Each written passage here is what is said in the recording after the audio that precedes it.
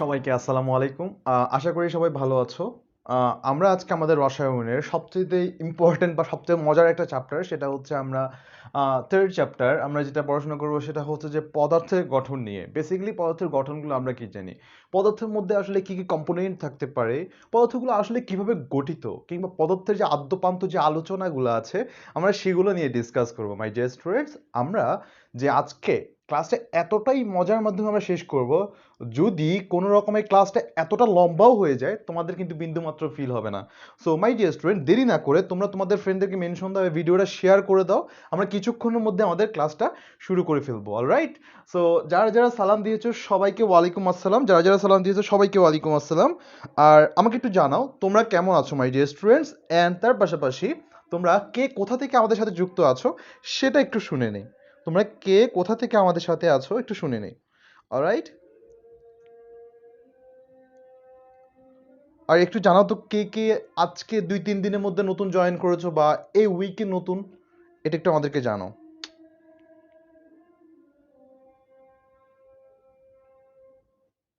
হুম hmm,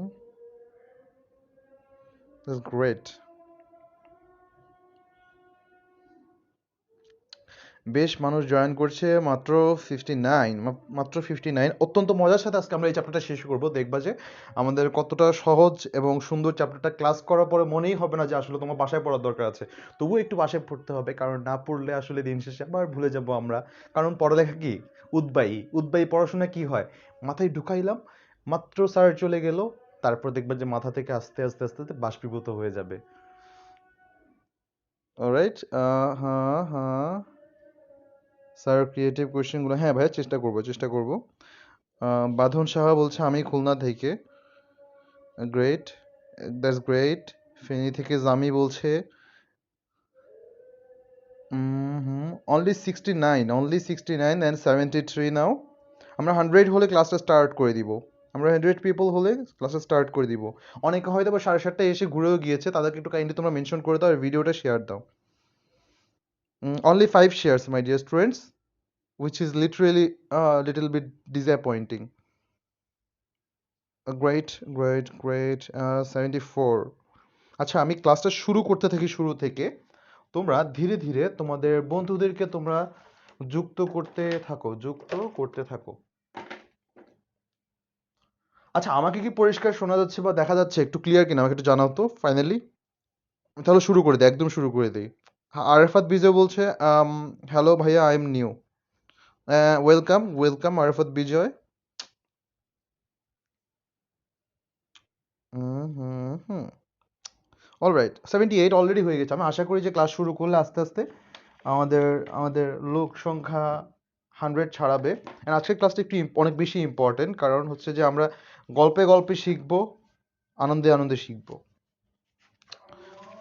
alright. আচ্ছা, আজান দিচ্ছে, আজানটা শেষ হতে হতে আমরা শুরু করে দিব। বোর্ডে কিছু কথাবার্তা ইনিশিয়ালি লেখা দরকার। এটা একটু তুলে নিচ্ছ কিনা মাই ডিয়ার স্টুডেন্ট, তোমাদের তোলা হলো আমাকে একটু জানাও। এটা একটু তুলে নিয়েছো কিনা, এটা একটু তোমরা তুলে নাও। আমি আজান শেষ হতে হতে আমি ক্লাসটা শুরু করে দিব। এর মধ্যে তোমরা তোমাদের লেটার লেখা শেষ হলে ফ্রেন্ডদেরকে মেনশন দাও, আর তার পাশাপাশি এটা একটু তুলে নাও। তোলা শেষ হলে ডান লিখো। অলরাইট, তোলা শেষ হলে তোমরা ডান লিখো। হুম হুম হুম।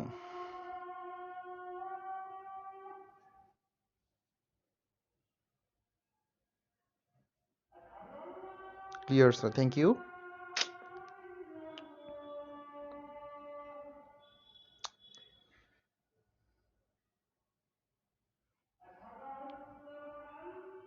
All clear. আজকে বেসিক্যালি আমার সকাল থেকে আসলে প্রচণ্ড পরিমাণে মাথা ব্যথা, মানে মাইগ্রেনে ব্যথা। তারপরেও তোমাদেরকে কথা দেওয়া হয়েছিল সকালে অলরেডি।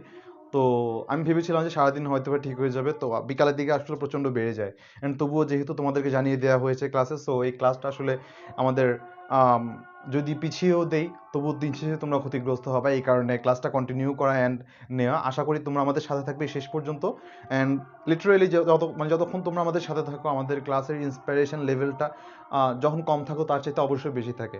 সো এটা এক্সপেক্ট করবো অন্তত পক্ষে তোমরা ক্লাস পুরোটা আসলে করে যাবা। অলরাইট। সো ঠিক আছে মাই ডিয়ার স্টুডেন্ট, আমরা শুরু করি আসলে। প্রথম পার্টটা আমরা আমার চোখে রসায়ন, এই পার্টটা দিয়ে শুরু করি। শুরু করি শুরু করি শুরু করি।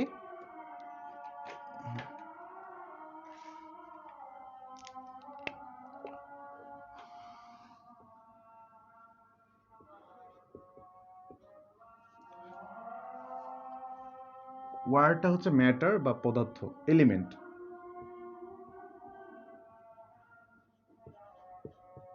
এলিমেন্ট বলা হয় কেমিস্ট্রি ভাষায়, পদার্থকে ফিজিক্সের ভাষায় বলা হয় ম্যাটার, আর কেমিস্ট্রি ভাষা বলা হচ্ছে এলিমেন্ট। এলিমেন্ট মানে কি বা ম্যাটার মানে কি? ফিজিক্সের ভাষায় যখন বলা হতো একটা পদার্থ যেটা কিনা আমাদের কি বলতাম, যেটা জায়গা দখল করে এবং যার ভর আছে, রাইট? সো কেমিস্ট্রি ভাষায় পদার্থ আসলে আবিষ্কৃত, মানে পদার্থকে ডিনোট করা হয় আবিষ্কারের ভিত্তিতে। এটা পদার্থ দেখতে কি রকম বা তার ভিতরে কি কি জিনিস আছে সেটার উপর ডিপেন্ড করে, alright? So my dear students, তাহলে আমি পদার্থকে মূলত দুই ভাগে ভাগ করতে পারি। এক, ইউনিক যারা যারা আছে সেটা হচ্ছে মৌলিক, মৌলিক, আর বাকিরা হচ্ছে রাজনৈতিক দলের মতো বা বিভিন্ন যৌগিক পদার্থ।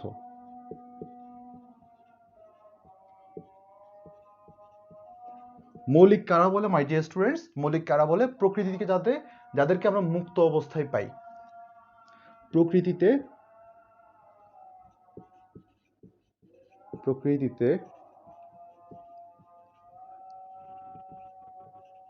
যাদের মুক্ত অবস্থায় পাই।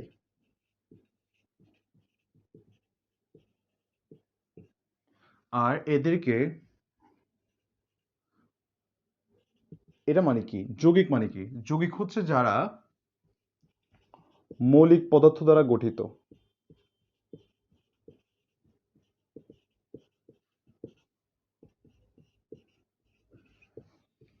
এগুলো একটু ডিসকাশনে যাবো, এগুলো একটু ডিসকাশনের দরকার আছে, একটু ডিসকাশনের দরকার আছে।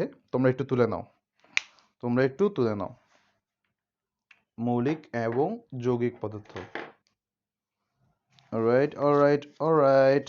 আচ্ছা, একটু চ্যাপ্টারটা খুলে রাখি, তোমাদের কোনো জিনিস যাতে বাদ না যায়।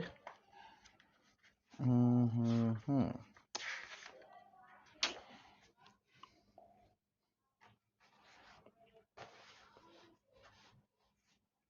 অলরাইট, সো একটু একটু ভালো মতো দেখো মাই ডিয়ার স্টুডেন্টস। আমরা যেটা বললাম, যারা প্রকৃতিতে মুক্ত অবস্থা পাওয়া যায়, তার মানে কি? দেখো তো মাই ডিয়ার স্টুডেন্টস, এই যে প্রকৃতিতে যখন আমি একটা সাবস্ট্যান্স বা একটা ম্যাটেরিয়াল পাই, ওইটাকে আমি যতই ভাঙি, যতই গুঁড়া গুঁড়া গুঁড়া গুঁড়া ক্ষুদ্র ক্ষুদ্র জিনিস আমি ভাগ করে ফেলি মাই ডিয়ার স্টুডেন্টস, ওদেরকে আমরা শুধুমাত্র ওই পদার্থটাই পাবো। চিন্তা করে দেখো, আমরা যদি একটা সোডিয়াম খণ্ড নেই, সোডিয়াম একটা মজাদার একটা ক্যারেক্টারিস্টিক্স আছে বা সোডিয়ামের একটা মজার ধর্ম আছে। ল্যাবে তোমরা যখন ইন ফিউচার বা নর্মালি যখন দেখবা, সোডিয়াম যখন দেখবা, ভুলেও দুইটা কাজ করবা না। এক, ভেজা হাতে সোডিয়াম ধরবা না, অথবা সোডিয়ামকে কখনো পানিতে রাখবা না। দেখবা কি হবে? আবার কেউ এক্সপেরিমেন্ট করবে না আমার কথা শুনে যে ভাইয়ের কথা আসলে দেখি সত্যি বলছে না মিথ্যা বলছে, এটা আবার করতে যাও না। সোডিয়াম এতটাই বেশি দাহ্য যে, বা সোডিয়াম এতটাই বেশি এমন অবস্থায় যে আসলে সে কি করে, পানির সংস্পর্শে এসে দাউ দাউ করে জ্বলে ওঠে, বা হাতের মধ্যে পানি থাকলে দেখবা যে জ্বলা শুরু করছে। সো এটা ট্রাই করবা কখনো মানে কখনো এই কাজটা না করতে। সোডিয়াম দেখলে কখনো পানির সংস্পর্শে সোডিয়াম রাখা যাবে না। সোডিয়ামকে তুমি যখন ভাঙবা, ভাঙতে ভাঙতে ভাঙতে ভাঙতে ভাঙতে ভাঙতে কখনোই তুমি সোডিয়াম ছাড়া অন্য কিছু পাবা না। এই কারণে এদেরকে বলা হয় একটা মৌলিক পদার্থ। অর্থাৎ মৌলিক পদার্থের আরেকটা সংজ্ঞা কি লিখতে পারি? যেই পদার্থকে ভাঙলে, যেই পদার্থকে ভাঙলে ওই পদার্থ ছাড়া অন্য কোনো পদার্থ আমরা পাবো না। যেমন কি কি হতে পারে? গোল্ড হইতে পারে, সিলভার হইতে পারে। এগুলো আমি একদম ল্যাটিন নাম লিখতেছি বা সংক্ষেপ লিখতেছি, এগুলো আমার পরে আসতেছি, আমি বাংলায় লিখি, সমস্যা নেই। গোল্ড হচ্ছে অরাম আর কি, সোনা, রূপা, সোডিয়াম, হ্যানতেন হ্যানতেন হ্যানতেন, হাইড্রোজেনও হতে পারে, তারপর হিলিয়াম হতে পারে। এরা হচ্ছে এক একটা মৌলিক সাবস্টেন্স। তাহলে মাই ডিয়ার স্টুডেন্ট একটু নোট লিখে নাও, নোট বা রিমার্কস, রিমার্কস লিখে নাও। রিমার্কস কি লিখবো আমরা? রিমার্কস গুলো হচ্ছে শুধুমাত্র আমাদের এমসিকিউতে আসতে পারে এই টাইপের প্রশ্ন। রিমার্কস আমাদের এমসিকিউর জন্য। তো ইম্পর্টেন্ট রিমার্কস কি my dear students? Important remarks, প্রকৃতিতে 118টা, আমরা জানি পিরিয়ডিক টেবিলে বা পর্যায় সারণীতে আছে 118টা মৌলিক পদার্থ বা মৌল পাওয়া যায়। মৌল বা মৌলিক পদার্থ অলরেডি 119 জন, দ্যাটস গ্রেট। আশা করি আজকে 200 হবে, দেখা যাক। 118টা মৌলিক পদার্থ পাওয়া যায়। এছাড়াও মাই ডিয়ার স্টুডেন্ট, তোমরা যদি দেখো আমাদের শরীরের মধ্যে আমরা লবণ খাই, সোডিয়াম এন্ড ক্লোরাইড, দুইটা জিনিস অলরেডি রয়ে গেছে। পেটের মধ্যে হাইড্রোক্লোরিক অ্যাসিড আছে, ক্লোরাইড তো আগেই ছিল, হাইড্রোজেন আছে। সো মাই ডিয়ার স্টুডেন্ট, সব মিলে আমরা আমাদের বই অনুসারে 26টা আসলে মৌলিক পদার্থ পাই কিসের মধ্যে? আমাদের শরীরে। আমাদের শরীরে নোট ডাউন করে রেখে দাও, আমাদের শরীরে। আজকে মনে রাখবা, আজকে যা শিখে গেলা শেষ। শরীরের মধ্যে আমাদের ছাব্বিশটা ভিন্ন ভিন্ন মৌল বা এলিমেন্ট রয়েছে। অলরাইট, যৌগিক পদার্থ কাকে বলে? সিমিলারলি তার চাইতে উল্টাটা, যাদেরকে মুক্ত অবস্থায় পাবো না, কিভাবে তাদেরকে পাবো? কিভাবে? কম্পোজিট আকারে, কম্পোজিট মানে একসাথে পাবো। কিরকম ভাই রেস্টুরেন্ট বলো তো? যাদেরকে আমরা যদি ভাঙি, ধরো আমি কার্বন ডাই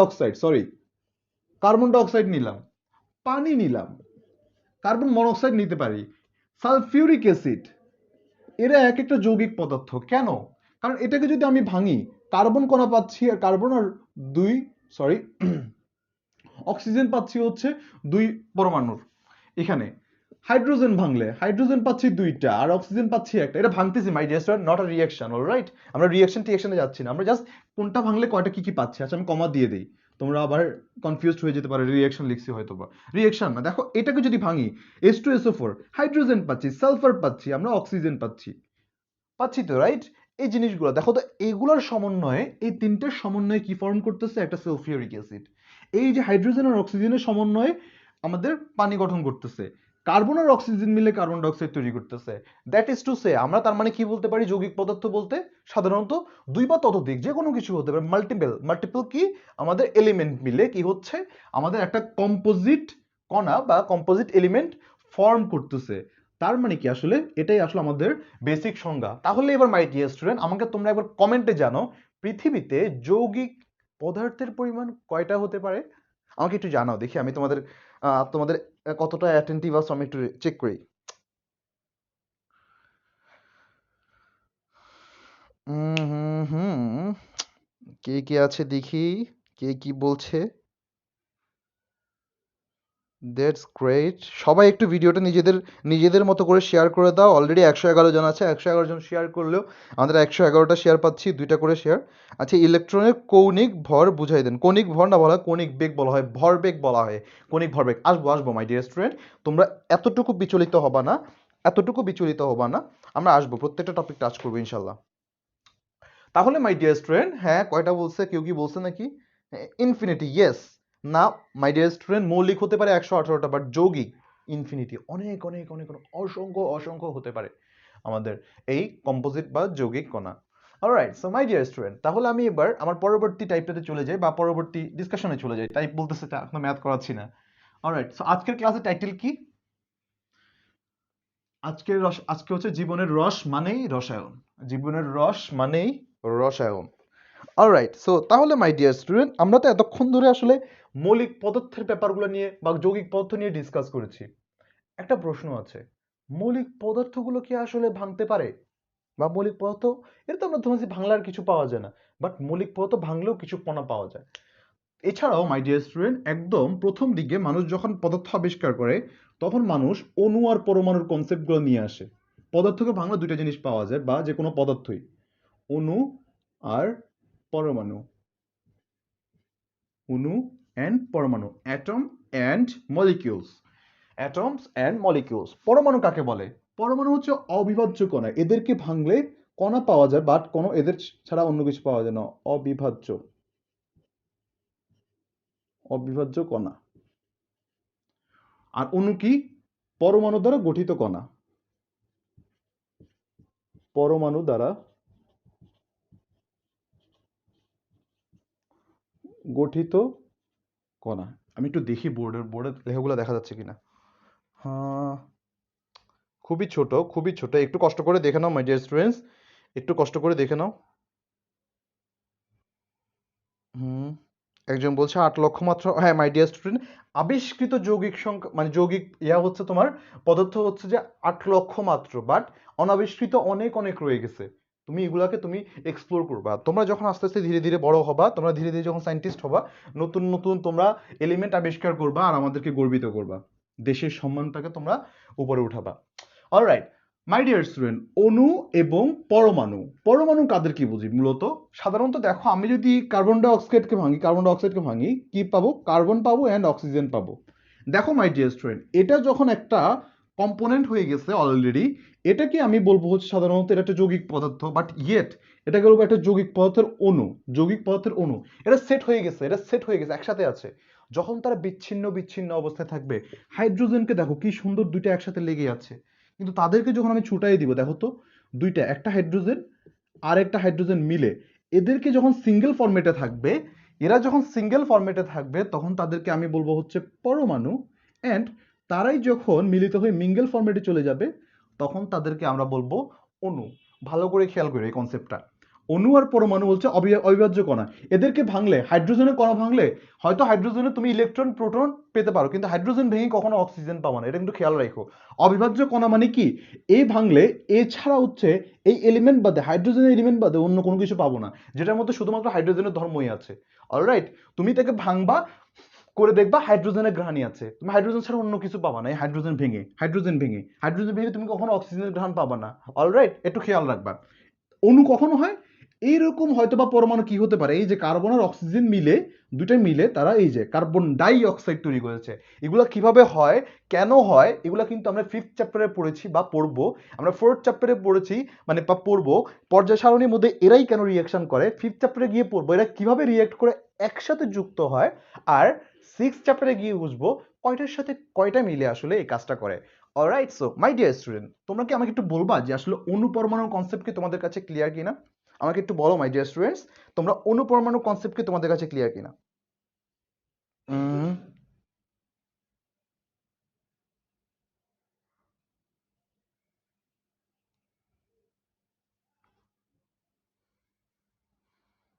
হুম হুম হুম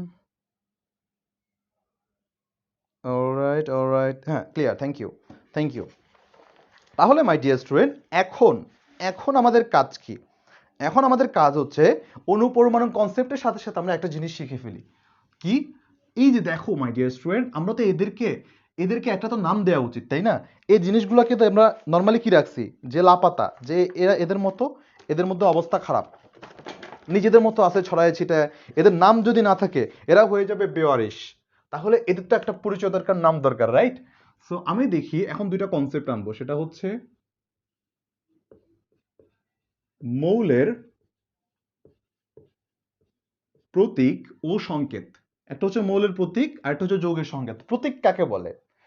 এখন দেখো, চৌধুরী সাহেবের ছেলে বা মেয়ের নাম কিন্তু তুমি সারা জীবন তাকে চৌধুরী সাহেবের ছেলে বলে ডাকবা না, রাইট? তুমি দিন শেষে কি করবা, তার একটা নিজস্ব নাম দরকার হয়। যেমন দেখো, আমি যদি এটাকে লিখি খালি এইচ, সরি, আমি যদি তাকে সারা জীবন যদি এই হাইড্রোজেন হাইড্রোজেন হাইড্রোজেন বলে ডাকি, তাহলে আমাদের নিজেদের একদম মুখ ব্যথা হয়ে যায়। হাইড্রোজেন, একে যদি আমি সারাদিন যদি অক্সিজেন করে চিল্লাই, তার কিন্তু লাভ নাই, কিন্তু আমরা লিখতে পারবো না, রাইট? তো আমরা ম্যাথের ক্ষেত্রে কি করি, সবসময় লিখি না 1+1 ইকুয়ালস টু, সবসময় এভাবে লিখি না 2, রাইট?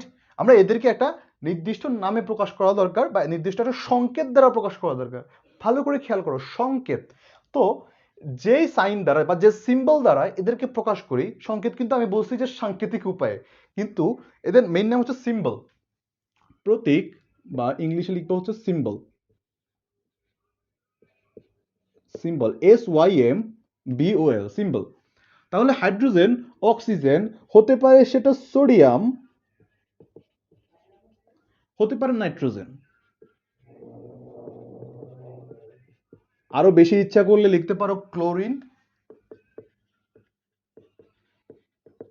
দেখো মাই ডিয়ার স্টুডেন্ট, এদেরকে প্রকাশ করার জন্য আমরা কিছু নাম ইউজ করব, যেমন হাইড্রোজেনের জন্য H, অক্সিজেনের জন্য O, সোডিয়ামের জন্য Na। কেন এটা ঘাটতারামি করে সবগুলো লিখলাম প্রথম নাম? দেখো, সবগুলো নাম লিখলাম অক্সিজেন, ভালো কথা, অক্সিজেন ইংলিশ নাম কি? অক্সিজেন। হাইড্রোজেন, ভালো কথায় একদম সোজা সাপটা, হাইড্রোজেন। আমি দেখি কোন লাইভে সমস্যা হচ্ছে কিনা, না ক্লিয়ার দেখা যাচ্ছে। সোডিয়ামটাও সমস্যা, নাইট্রোজেনও দেখা যাচ্ছে, নাইট্রোজেন খুব ক্লিয়ার, নাইট্রোজেন N। ক্লোরিনও দেখো ভালো মতো, সে দেখো Cl থেকে ক্লোরিন, CHO তো, সো এখানে সে ডাইরেক্ট এখানে কি লিখবে, Cl দিয়ে দিছে, ক্লোরিনও কোনো ঝামেলা নাই। কিন্তু সোডিয়ামে এত ঘাটতারামি করতেছে কেন? সোডিয়াম বা কিছু বিশেষ মৌল তাদের বা প্রতীক লেখার সময়, সংকেত বলতেছি বারবার, আমি সরি। সো সোডিয়াম বা কিছু কিছু আছে, তারা কি করে জানো? তারা বলে আমাদেরকে দেখলেই মনে হয় আমরা উচ্চ শিক্ষিত। তারা এটা বিশ্বাস করে যে তাদেরকে দেখলে উচ্চ শিক্ষিত, বা তারা একটু নিজেদেরকে যে পশ ভাবে। কেন? তারা চায়, বলে যে না, আমরা আমাদের ল্যাটিন নাম ইউজ করব। আমি এই কলমে কি সমস্যা হয়েছে আল্লাহ মাহবুদ জানে। অলরাইট, তারা তারা নিজেদেরকে কি মনে করে, একটু পশ মনে করে। কি মনে করে? পশ। এই কারণ তারা কি চায়, নিজেদের ল্যাটিন নেম ইউজ করবে। ল্যাটিন নেমটা কি আবার? ল্যাটিন হচ্ছে যে মাই dear student north America, south America, আমি ভুলে গেছি, মানে north America, alright. So Latin আমেরিকার ক্ষেত্রে তারা স্পেশালি তারা নিজেদের যে ভাষা আছে ল্যাটিন বলা হয়, ওই ল্যাটিন ভাষা অনুযায়ী তাদের নামটা তারা ইউজ করে। সো সোডিয়ামের নাম কি ছিল? ন্যাট্রিয়াম। সোডিয়ামের নাম ন্যাট্রিয়াম। ওই ন্যাট্রিয়াম থেকে তারা দেখো তো প্রথম দুইটা অক্ষর এন নিতে পারতো, প্রথম অক্ষরটাই নিতে, সরি প্রথম হরফটাই নিতে পারতো, এন নিতে পারতো, বাট এন নিলে দেখো নাইট্রোজেন বলতেছে একে তো তুমি আমাদের নিয়ম অনুসারে নাম করো নাই। পরে যদিও এটার রিজনটা হচ্ছে অ্যাকচুয়ালি আগে আগে যে নামটা আসে তার আদ্যাক্ষর দিয়েই হয়। সো নাইট্রোজেন তো অবশ্যই সোডিয়ামের আগে আসে। তো দেখো তো অলরেডি নাইট্রোজেন অলরেডি দখল করে আছে, এখানে আবার যদি এন দেই ক্যাচাল তো লাগতেছে না। এই কারণে আমরা দুইটা অক্ষর নেই, এটা হচ্ছে সোডিয়াম আর হচ্ছে নাইট্রিয়াম। সোডিয়ামেরটা হয় এন এ। এরকম মাই ডিয়ার স্টুডেন্ট আরও কয়েকটা আছে, আমি তোমাদের নামগুলো একটু লিখে দিই, তারপরে আমি আমার ক্লাসটা কন্টিনিউ করি। এর মাঝে তোমরা একটু আমাকে বলো যে প্রতীকের কনসেপ্টটা ক্লিয়ার নাকি, প্রতীকের কনসেপ্টটা কি ক্লিয়ার নাকি আমাকে একটু জানো, আমি তাহলে সবগুলো একটু লিখে দিই, তোমাদেরকে নোট করতে সুবিধা হবে।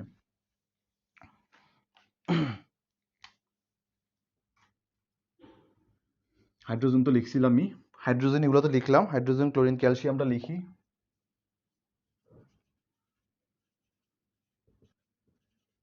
Calcium, cadmium, cobalt,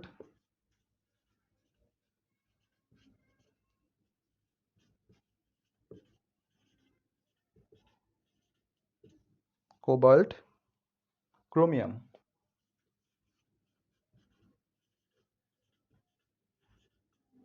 chromium, sodium, copper, potassium, silver,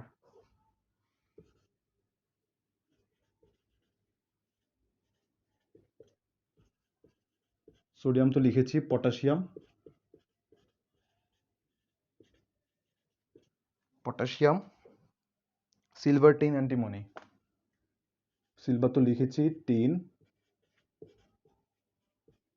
antimony একটা কিউট এলিমেন্ট, নামটা দেখতে বাঙালি বাঙালি লাগে, যদিও একদমই বাঙালি না, sorry. Gold, lead, tungsten,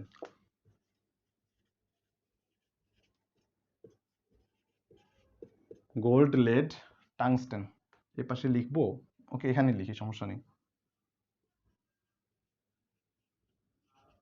tungsten আর আয়রন, মার্কারি, আয়রন লোহা, mercury, hydrargyrum. My dear student শুরু করি, হ্যাঁ। ক্যালসিয়াম, ক্যালসিয়াম, ক্যালসিয়ামের ক্ষেত্রে আমরা সবসময় যে জিনিসটা ট্রাই করব মাথায় রাখার, ক্যালসিয়ামের ক্ষেত্রে আমরা সি এ লিখবো, কারণ হচ্ছে যে আমরা অলরেডি কার্বনের ক্ষেত্রে আমরা সি অলরেডি ইউজ করে ফেলছি, ক্যালসিয়াম সি এ, কোবাল্টের ক্ষেত্রে সিও প্রথম দুইটা, ক্যাডমিয়াম সিডি। তাহলে মাই ডিয়ার স্টুডেন্ট ক্যাডমিয়ামের ক্ষেত্রে সি এ ডি না লিখে মাই ডিয়ার স্টুডেন্ট, তখন আমার সি এ তো অলরেডি ইউজ হয়ে গেছে, এই কারণে পরেরটা লিখতেছি, যত ছোট করা যেটা প্রতীক আমরা ইউজ করতেছি মানগুলোকে। ক্রোমিয়ামের ক্ষেত্রে সিআর, টাংস্টেন, টাংস্টেন, টাংস্টেনের ক্ষেত্রে মাই ডিয়ার স্টুডেন্ট সবসময় মাথায় রাখবা, তো এখানে হচ্ছে আমাদের ওলফ্রেম, ওলফ্রেমের কারণে আমরা এখানে লিখবো ডাব্লিউ, টাংস্টেনটা, iron, ferrum, F E, ferrum F E R R U M, F E, mercury, hydrargyrum, S G, mercury, hydrargyrum, silver, argentum, এটা আমার খুব বেশি সারা জীবন মনে থাকে, মানে এটা নিয়ে আমি সব মানে একরকম কি বলতাম, এটা কখনো ভুলবো না আসলে, কারণ অ্যাজ আ আর্জেন্টিনা সাপোর্টার সিলভারের কখনো বৈজ্ঞানিক মানে বৈজ্ঞানিক নাম বা সিলভারের প্রতীক কখনো ভুলা উচিত না, অলরাইট। সো সবসময় মাথায় রাখবা, যারা যারা আর্জেন্টিনা ফ্যান আছো তারা এটা মাথায় রাখবা, সিলভার হচ্ছে এজি বা আর্জেন্টাম, অলরাইট। সো ভালো কথা, ভালো কথা, সিলভার হচ্ছে আমাদের এজি বা আর্জেন্টাম। টিন, টিনের ক্ষেত্রে পটাশিয়াম হচ্ছে সাধারণত ক্যালিয়াম কে, আর টিনের ক্ষেত্রে টিন হচ্ছে প্রবাবলি আমাদের প্লাম্বাম, না টিন স্ট্যানাম, ঠিক আছে এসেন, ভুলে গেছিলাম একটু। সো ভালো কথা, ভালো কথা। সো তারপর অ্যান্টিমনির ক্ষেত্রে সবসময় মাথা রাখবে স্টিবিয়াম, স্টিবিয়াম, স্টিবিয়ামের ক্ষেত্রে আমরা কি লিখবো? SB, SB. গোল্ড, গোল্ড হচ্ছে কি aurum, aurum A U R R E M, so aurum A U, আর লেড এটা প্লাম্বাম পিবি। সো এটাই হচ্ছে মাই ডিয়ার স্টুডেন্ট, এগুলো একটু মাথায় রাখবে নামগুলো, আমি আরেকবার বলি। ক্যালসিয়াম তো calcium C A L S, C A L C I U M, cobalt, cobalt, cadmium CD, chromium CR, tungsten wolfram, tungsten wolfram W O R F R A M, wolfram, iron, iron হচ্ছে ferrum mercury hydrargyrum, silver argentum, potassium kalium, tin stannum, আর antimony stibium, gold aurum, lead plumbum. এগুলো একটু my dear student তোমরা note করবা, এগুলো তোমরা note করবা। দেখি কয়জন আছে। অনেকে বলছে আচ্ছা আচ্ছা Argentina supporter, we are Argentina. ভাই এমনি বলে লাভ নাই, যেমনি হারে ভাই দুঃখ কষ্ট নিয়ে আসলে সবসময় আমরা। একজন বলছে sir this is my first class. Alright, welcome Tasnuba Tabassum, yeah welcome, yes yes yes, cool. একমাত্র আর্জেন্টিনা ফ্যানরা আসলে সবসময় জানে কিভাবে আসলে দুঃখকে আসলে ইয়ে করতে হয়, হ্যান্ডেল করতে হয়, নিজের দুঃখ ওগুলো কিভাবে পুষে রাখতে হয়। অলরাইট, সো ভালো কথা। আমরা এখন তাদের সংকেত বা ফর্মুলায় চলে যাই। সংকেত বা ফর্মুলা দেখো, সিম্পল কথা মনে রাখবা, প্রতীক হচ্ছে অণুর জন্য, প্রতীক হচ্ছে পরমাণুর জন্য, সংকেত হচ্ছে অণুর জন্য। সংকেত কার জন্য? অণুর জন্য বেসিক্যালি। দেখো তো একটা H2O, এটার ক্ষেত্রে দুইটা কি হয়েছে দেখো তো, দুইটা হাইড্রোজেন মিলিত হয়েছে, দুইটা হাইড্রোজেন আর একটা অক্সিজেন মিলিত হয়েছে, হয়ে কি হয়েছে? পানি তৈরি হয়েছে। এই কারণে এটাকে একটা সংকেত। কিসের সংকেত? এটা হচ্ছে পানির সংকেত, পানির সংকেত। সো প্রতীক সংকেতের মধ্যে যদি পার্থক্য লিখতে বলে মাই ডিয়ার স্টুডেন্ট, তোমরা কি লিখবা? প্রতীক বেসিক্যালি কাকে ইন্ডিকেট করে? এক একটা এলিমেন্টকে, একটা মৌলকে। বাট সংকেত কাকে আসলে ইয়ে করে? সংকেতে ইংলিশ লিখে দিই ফর্মুলা, ফর্মুলা। কেমিক্যাল কম্পোজিশন অনেকে বলে, বাট ফর্মুলাটা কম্পোজিশন বলে আবার পার্সেন্টেজ হ্যান ত্যান অনেক হিসেব নিকাশ আসছে, তোমরা ফর্মুলা লিখবা। সো এটা হচ্ছে একটা হিসেব। তাহলে আমরা আরেকটা জিনিস লিখতে পারি, যদি বলা হয় শুধুমাত্র হাইড্রোজেন, এটাকে আমরা সংকেত বলবো নাকি? হ্যাঁ মাই ডিয়ার স্টুডেন্ট, সংকেত বলবো, কারণ অলরেডি এখানে কি আছে? দুইটা প্রতীক আছে। দেখো দুইটা হাইড্রোজেন মিলিত হয়ে, দুইটা হাইড্রোজেন মিলিত হয়ে কি তৈরি করছে? এটা তৈরি করছে। আবার যদি বলা হয় Cl2, হ্যাঁ অবশ্যই ক্লোরিন অ্যান্ড ক্লোরিন মিলিত হয়ে এটা ফর্ম করছে। এই কারণে মাই ডিয়ার স্টুডেন্ট আমরা এই যে দেখো তো দ্বিযোজী, এদেরকে বলবো হচ্ছে দ্বিযোজী। ভালো করতে দেখো, দ্বিযোজী বলতেছি না, আমি সরি, এটাকে বলো দ্বিপরমাণুক। আমি দুঃখিত, দ্বিযোজী না, এটাকে বলো দ্বিপরমাণুক। যোজী হিসাব আবার আলাদা। দ্বিপরমাণুক, দুইটা পরমাণু আছে, দ্বিপরমাণুক। অলরাইট, এটা হচ্ছে দ্বিপরমাণুক। এক পরমাণু কোনগুলা? যেগুলো হচ্ছে সাধারণত এই যে হিলিয়াম, হিলিয়াম যে একটা হিসাবে থাকে। এখানে কয়টা আছে হাইড্রোজেন? দুইটা। একটা হিসাবে যেগুলো থাকে এগুলোকে বলা হয় এক পরমাণুক, যেটা দুইটা থাকে দ্বিপরমাণুক। আর দেখো তো হাইড্রোজেন কয়টা আছে? তিনটা, ত্রিপরমাণুক অথবা বহু পরমাণুক। দুইটার বেশি হলে ওগুলোকে আমরা বহু পরমাণুক বলতে পারি। এগুলো একটু কনসেপ্টগুলো মাথায় রাখবা, এগুলো জাস্ট শর্ট নোটস, যদি এমসিকিউতে আসে তোমরা কাজে লাগাতে পারবা my dear students. So my dear students, তাহলে আমরা এটা আশা করি তোমরা বুঝতে পেরেছি, এগুলো খুব একটা বেশি কঠিন বিষয় না। আমরা ধীরে ধীরে এখন গল্পের দিকে ঢুকবো, ধীরে ধীরে আমরা গল্পে প্রবেশ করবো। ক্লাসের মেইন পার্ট এখন শুরু হচ্ছে ধীরে ধীরে, ক্লাসের মেইন পার্ট এক্ষুনি শুরু হচ্ছে, একটু পরেই। সো ভালো কথা, ভালো কথা। তাহলে এখন আমাদের কি পার্ট? এগুলো হচ্ছে এখন আমরা পরমাণুর ময়না তদন্ত করব, পরমাণুর ময়না তদন্ত। এতক্ষণ ধরে তো পড়লাম যে না আসলে পরমাণুর আসলে কি হয়েছে, না আমরা দেখলাম যে অবিভাজ্য কণা। তো ময়না তদন্ত মানে কি? পোস্টমর্টেম। এখন একটা পরমাণুকে ভাঙি দেখি।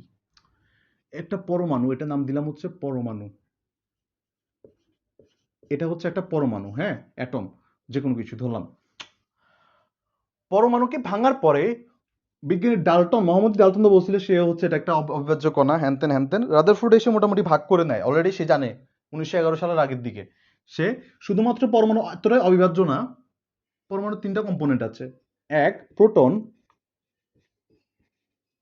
দুই নিউট্রন, তিন ইলেকট্রন। আবার বলি, প্রোটন, নিউট্রন আর ইলেকট্রন, তিনটা জিনিস আছে। এই তিনটা জিনিস ব্যাখ্যা করার আগে মাই ডিয়ার স্টুডেন্ট, তোমরা একটু আমাকে জানাও যে এদের মধ্যে নেগেটিভ কোনটা বা শয়তান কোনটা? নেগেটিভিটি তো আমরা নর্মালি বলি ডেভিল সাইড বলে, সবসময় এভিল সাইড বলা হয়। সো বলো তো এখানের মধ্যে সবচেয়ে ঋণাত্মক কোনটা? একদম বাচ্চা প্রশ্ন। এই এখানে ব্রাজিল আর্জেন্টিনা আবার ইয়ে লাগে না, কম্বেট লাগবে না ভাই। যে বেস্ট সে আসলে আগামী ওয়ার্ল্ড কাপে দেখাই দিবে। অলরাইট, তোমরা তোমরা বেস্ট বেস্ট বলে লাভ নাই, যে বেস্ট সে নেক্সট ওয়ার্ল্ড কাপেই দেখাই দিবে। এখানে আমার আমি লাগবে না। Yes, electron negative, electron negative. So এগুলো এক একটা করে আমি এক একটা পরিচয় দিব এখন, এগুলো এক একটা করে আমি পরিচয়গুলো লিখবো এখন। সো দেখো, প্রোটন, নিউট্রন আর ইলেকট্রন জানার আগে পরমাণুর দুইটা পার্ট থাকে, একদম দুইটা পার্ট। আমি রাদারফোর্ডে একটু পরে যাচ্ছি। পরমাণু দুইটা পার্ট থাকে। এক পার্টে একদম, তুমি একটা ফুলের কথা চিন্তা করো, একটা ফুলের কথা চিন্তা করো। ফুলের কি পার্ট থাকে দেখো তো? একদম গর্ভমুণ্ড একটা থাকে, মানে পার্ট থাকে, তার উপর পাপড়িগুলো থাকে, রাইট? এই যে পাপড়িগুলো থাকে, এভাবে থাকে নর্মালি, অলরাইট? সো এটা হচ্ছে একটা ফুলের কথা চিন্তা করি। সো ফুলের যে মাঝখানের পার্টটা, এখানে থাকে এখানে থাকে নিউক্লিয়াস, এটাকে বলবো আমি নিউক্লিয়াস বলবো। মাই ডিয়ার স্টুডেন্ট, এটা তোমরা খাতায় লিখতে পারো নিজেদের বোঝার জন্য, বাট এটা কোনো স্বতঃসিদ্ধ নিয়ম না, বা এটা এমন কিছু না যে প্রমাণ করা যাবে। আমি জাস্ট তোমাদের বোঝার জন্য, নিউক্লিয়াস আর আশেপাশে যে পার্টগুলো থাকে সেটাকে বলা হয়, এই যে পাপড়িগুলো, এখানে থাকে হচ্ছে ইলেকট্রন। পাপড়িগুলো থাকে এখানে ইলেকট্রন, মানে নিউক্লিয়াস থেকে মোটামুটি দূরে, বাট বাইরে যেতে পারে না। দেখো তো মাই ডিয়ার স্টুডেন্ট, এই নিউক্লিয়াসের দুটো চালাপোলা থাকে। এই নিউক্লিয়াসের দুটো চালা থাকে, এক প্রোটন আর দুই নিউট্রন। নিউক্লিয়াসের দুটো চালা থাকে। বাকের ভাই তো দেখছি নাকি জানি না, আমরা আমরা জানি তো বাকের ভাইয়ের নাম শুনছি নাকি জানি না। তোমরা হয়তো বা মোটামুটি যারা 90s কিড বা যারা 90-এর আশেপাশে আছি তারা মোটামুটি জানি। প্রোটন থাকে একটা, আর এটা থাকে হচ্ছে নিউট্রন। তারা কিসের? নিউক্লিয়াসের চালাপুলা। প্রোটন ধনাত্মক চার্জ বিশিষ্ট, নিউট্রন তার মানে আপেক্ষিক চার্জ নাই, বা সে নিউক্লিয়াসে থাকে, এ কারণে কিছুটা ধনাত্মক চার্জ সে বহন করে। বেশ ভালো কথা। আচ্ছা, ক্লিয়ার দেখা যাচ্ছে কিনা, নাকি ব্লার হয়ে আছে? Fine. So there you go my dear student. তাহলে আমরা কি বলতে পারি? এই নিউক্লিয়াসের পরমাণুর বেসিক ফরমেশনটা আমরা বুঝতে পেরেছি। এখন তাদের ক্যারেক্টারিস্টিকগুলো একটু দেখে নেওয়া যাক। আসলে এই কোনটার ব্যাপার স্যাপার কি কি, ক্যারেক্টারিস্টিক বলতে আমরা কি কি বুঝবো। মাই ডিয়ার স্টুডেন্ট, প্রথমত আমরা যে জিনিসটা দেখবো সেটা হচ্ছে যে এদের ভরগুলো দেখতে কিরকম। ভর, তারপর হচ্ছে চার্জ, আর কিছু আছে এদের দেখানোর মতো? এদের চার্জ হচ্ছে কত দেখানো যায়, চার্জের প্রকৃতিও বলতে পারি। চার্জের প্রকৃতি। আর আরেকটা জিনিস আমরা দিতে পারি, সেটা হচ্ছে প্রকাশের উপায়। হাতের লেখা বিচ্ছিরি হয়ে যাচ্ছে, আমাকে একটু মাফ করে দিও। প্রকাশের উপায়। এখন একটা ব্যাপার আছে মাই ডিয়ার স্টুডেন্ট, আমাদের আমাদের প্রোটন, ইলেকট্রন, এগুলো আসলে ভরগুলো নিয়ে আমাদের একটু ডিসকাস করা লাগবে। শুরুতেই যেহেতু আমাদের প্রোটন আছে, এখানে একটা কনসেপ্ট বলার আছে, একটু পরে বলতেছি। প্রোটন আছে, প্রোটনের একটু ভরটা লিখে দিই মাই ডিয়ার স্টুডেন্ট। আমি প্রোটনের ভরটা একটু লিখে দিই। প্রোটনের ভরটা হচ্ছে 1.67 ইন্টু 10⁻⁻27 কেজি। ভালো করে খেয়াল করো, কেজি, অথবা অথবা অথবা 1.67 ইন্টু 10⁻⁻24। এটা একটা জিনিস নর্মালি দেখা যায়, এটা গ্রাম, 24 গ্রাম। নর্মালি একটা জিনিস দেখা যায়, নিউক্লিয়াসের মধ্যে সবচেয়ে কাছের যে চেলাটা সেটা হচ্ছে প্রোটন। আর নিউট্রনে কি ইন জেনারেল দেখা যায় তার কোনো এত বেশি পাওয়ার নেই, তার মানে তার ভর মোটামুটি নগণ্য ধরা যায়, বা তুমি জিরো ধরে নিতে পারো নিউট্রনের। নিউট্রনের ভর, আচ্ছা সরি, নিউট্রনের ভর দেখা যাচ্ছে প্রোটনের চেয়ে একটু সামান্য বেশি, বাট ইন জেনারেল জিরো না। আই এম সরি, এখানে ধরবে যে এর চেয়ে প্রোটনের চেয়ে একটু সামান্য পরিমাণে বেশি, ঠিক এত পরিমাণে না, এটা একটু ধরে রাখো। নিউট্রন প্রোটনের চেয়ে সামান্য পরিমাণে বেশি। কালি নেই কেন? প্রোটনের চেয়ে সামান্য পরিমাণে একটু বেশি, কিন্তু এই দুটো মিলে আসলে নিউক্লিয়াসের কাছাকাছি থাকে, সামান্য পরিমাণে বেশি। আই এম সরি, সামান্য পরিমাণে বেশি। আর ইলেকট্রনটা তো সবাই জানো আশা করি, যেটা কিনা 9.11 ইন্টু 10⁻⁻31 কেজি, অথবা 9.11 ইন্টু 10⁻27 গ্রাম। এটা হচ্ছে মোটামুটি আমাদের তিনটার ভর পরিচয়গুলা। চার্জ দেখতে কিরকম? প্রোটনের চার্জ, প্রোটন কার কাছে থাকে বলতো? নিউক্লিয়াসের কাছে থাকে। নিউক্লিয়াস কি? পজিটিভ। তো নিউক্লিয়াস পজিটিভ হলে প্রোটনের চার্জটা কিরকম হতে পারে? পজিটিভ। এটা হচ্ছে 1.6 ইন্টু 10⁻19 কুলম। নিউট্রন, নিউট্রনের ক্ষেত্রে সাধারণত ধরা হয় যে, নিউট্রনের ক্ষেত্রে সাধারণত ধরা হয় যে এটার এটার এত বেশি পরিমাণে এটার আধান খুব একটা বেশি নাই। নিউট্রনের আপেক্ষিক আধান সাধারণত জিরো, বা আধান ধরা হয় না। বাট তোমার ধরা যায় ইলেকট্রনের ক্ষেত্রে এই যত চার্জ এটা প্রবেশ করে, যেহেতু তার স্থির বৈদ্যুতিক আকর্ষণের মধ্যে আছে, এটা পরে আসতেছি, ঠিক এই পরিমাণে থাকে, এটাটা হবে ঠিক নেগেটিভ, -1.6 ইন্টু 10⁻19 কুলম। চার্জের প্রকৃতি কিরকম? এটা পজিটিভ, এখন অনেকে বলবে ভি মানে কি বোঝায়, ভি হচ্ছে একটা সার্টেন ভ্যালু, এক্সাক্ট ভ্যালু হিসেবে, আর এটা হচ্ছে পজিটিভ মানে পজিটিভ ভ্যালু, এটা নেগেটিভ, আর এটা নিরপেক্ষ বলা যায় নিউট্রন।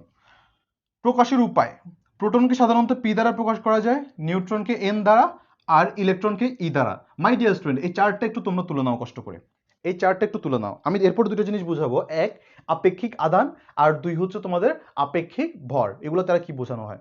অলরাইট মাই ডিয়ার স্টুডেন্ট, এটা একটু তোলা শেষ হলে আমাকে একটু ডান বলে জানাও। অলরাইট, আমাকে একটু ডান বলে জানাও। হুম হুম হুম 1.675 10 inverse 24, hey almost close to it.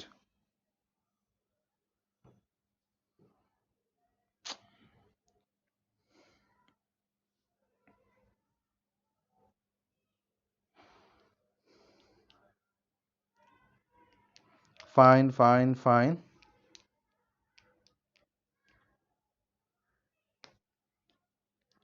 তোলা হলে জানাও, তোলা হলে জানাও। Done done, great, that's great, that's great. Alright, so my dear student, তাহলে আমরা এটা মোটামুটি জেনেছি। আমরা দুটো জিনিস নিয়ে আলোচনা করব, সেটা হচ্ছে যে আপেক্ষিক আধান আর আপেক্ষিক ভর। বেশ ভালো কথা। সো আপেক্ষিক ভর,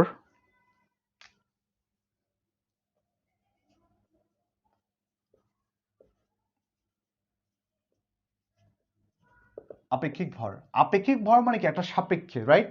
সো কোন সাপেক্ষে? একটা পরমাণু সাপেক্ষে বা একটা কম্পোজিটের সাপেক্ষে। দেখো তো মাই ডিয়ার স্টুডেন্ট, এটা একদম আমাদের কি আছে, নিউক্লিয়াসের। সবসময় একটা জিনিস মাথায় রাখবে, যে কোনো পরমাণুতে তার অধিকাংশ ভর বা ম্যাক্সিমাম ভর কেন্দ্রীভূত থাকে হচ্ছে নিউক্লিয়াসে। নিউক্লিয়াসে তার ম্যাক্সিমাম ভর বা ম্যাস কেন্দ্রীভূত থাকে বা পুঞ্জীভূত থাকে। তাহলে মাই ডিয়ার স্টুডেন্ট, যদি আমি ম্যাক্সিমাম ভরটা যদি বা একদম 100% ভরটাই যদি নিউক্লিয়াসের মধ্যে ধরে নেই, তাহলে তার ইলেকট্রনের ভর কত বলো তো? ইলেকট্রনের ভর কত ধরে নিতে পারি? জিরো, প্রপোর্শনেটলি একদম ইলেকট্রনের ভর নাই ধরতে হবে। যদি তাই হয়, তাহলে বলো তো মাই ডিয়ার স্টুডেন্ট, আমরা প্রোটনের ভর কত ধরেছিলাম? একটা সার্টেন ভ্যালু 1.67 সামথিং ধরেছিলাম। তারপর কি ধরেছিলাম ধরো তো, সরি, আমরা প্রোটনের ভর কত ধরেছিলাম? সামথিং। নিউট্রনের ভর সামথিং। তো নিউট্রনের ভর যদি আমরা 1 ধরে রাখি, আপেক্ষিক ভর মানে তারা তো ক্লোজ, এই কারণে এটা এক অংশ এটা এক অংশ মিলে ওই তাদের তুলনায় ইলেকট্রনের ভর অতি নগণ্য। এই কারণে আমরা রেস্ট মাস, আপেক্ষিক ভর, আমরা ইলেকট্রনেরটা ধরে নেওয়া হচ্ছে নগণ্য বা জিরো, আর আমরা ধরে নিব হচ্ছে যে প্রোটনেরটা আর নিউট্রনেরটা 1 1। এটা একটু মাথায় রাখবা। আপেক্ষিক ভর কিসের কনসেপ্টের মধ্যে? ওই পরমাণুর তুলনায় এই দুইটার ভর কত বা এই তিনটার ভর কত।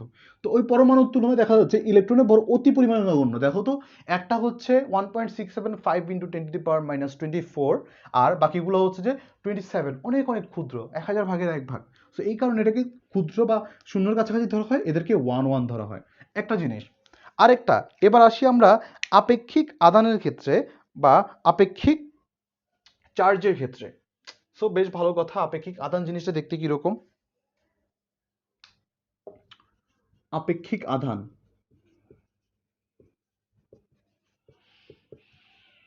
আধান কারা বহন করে বলতো?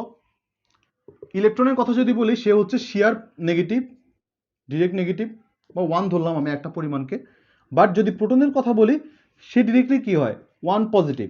এই দুটো যদি নেগেটিভ পজিটিভ ভাগ করে নিয়ে নেয়, তাহলে বাকি আর কার থাকে বলতো? কে থাকে? দেখো তো, নিউট্রন। নিউট্রন কত হবে? সে নিউট্রাল, জিরো হয়ে থাকে। এটা তাহলে আপেক্ষিক। তার মানে এদের তিনটার মধ্যে রেসপেক্টিভলি বা কম্পারেটিভলি কোনটার চার্জ কিরকম হতে পারে। সো এটাটাকে আমি যদি 1 ধরি, +1, এটা -1, তার মানে ব্যালেন্স তো হয়ে গেছে। আর বাকিটা কি? এখানে আমাদের নিউট্রাল বা নিউট্রন হচ্ছে যে সাধারণত আমাদের এখানে জিরো থাকে, এখানে আপেক্ষিক আধান জিরো থাকে, আপেক্ষিক আধান জিরো থাকে। তার মানে দেখো, নিউট্রন ইটসেলফ সে কিন্তু একটা নিউক্লিয়াসের চেলা। তাহলে তার আধানটা কই বা তার পাওয়ারটা কোথায়? তার পাওয়ার হচ্ছে যে প্রোটন আছে তার সাথে নিউক্লিয়াস আছে, পুরোটা মিলে তাকে ব্যাকআপ দিবে। অলরাইট, তাহলে এটাই হচ্ছে মোটামুটি আমাদের আপেক্ষিক আধানের ঘটনা। মোটামুটি মাই ডিয়ার স্টুডেন্ট, তাহলে আমরা এই ময়না তদন্ত বা আমরা পোস্টমর্টেম করে কি কি পেয়েছি? আমরা পেয়েছি ইলেকট্রনের ভর, ইলেকট্রনের আধান, আমরা আরেকটা জিনিস পেয়েছি প্রকাশের উপায়। অলরাইট, আর আরেকটা জিনিস পেয়েছি, সেটা হচ্ছে যে আমরা এবার তারপরে আপেক্ষিক আধান পেয়েছি আর আপেক্ষিক ভর পেয়েছি। এখন মাই ডিয়ার স্টুডেন্ট, আমরা তো এতক্ষণ ধরে অনেক অনেক কথাবার্তা পড়েছি, পরমাণু এই হয়েছে, পরমাণু সেই হয়েছে, এগুলো ভিত্তি কি? কোনো বিজ্ঞানী কি এসে কি কিছু বলে নাই? বা কোনো বিজ্ঞানী কি এসে স্পষ্ট কোনো কিছু বলে নাই, যার কারণে আমরা ফিল করতে পারি, ভিজুয়ালাইজ করতে পারি, জিনিসগুলোকে জানতে পারি, রাইট? এখন মাই ডিয়ার স্টুডেন্ট আমাদের কনসেপ্টটা এসেছে, বিজ্ঞানীরা এসে একজন ভদ্রলোক কত সালে, 1911 সালে এসে কি করেছেন, 1911 সালে এসে, তার আগে মাই ডিয়ার স্টুডেন্ট আরেকটা কনসেপ্ট বাকি আছে, আমি দুঃখিত, আরেকটা কনসেপ্ট বাকি আছে। এদেরকে যে লিখবো একটা পরমাণুকে, এটা একটা প্রকাশের উপায় আছে, প্রকাশের উপায় বা একটা মৌলকে প্রকাশের উপায় আছে, প্রকাশের উপায়, এই জিনিসটা লিখতে ভুলে গেছি। সে ফর এক্সাম্পল আমি যদি এখানে লিখি সোডিয়ামে, লিখি সমস্যা নেই, যেটা আছে ওইটাই সোডিয়ামে লিখি, এখানে আমি একটা জিনিস লেখা থাকে 23 আর 11, সবসময় মাথায় রাখবা, সবসময় মাথায় রাখবা নিচে যেটা থাকবে এটাকে সবসময় মাথায় রাখবা পারমাণবিক সংখ্যা বা ইলেকট্রন সংখ্যা বলবা,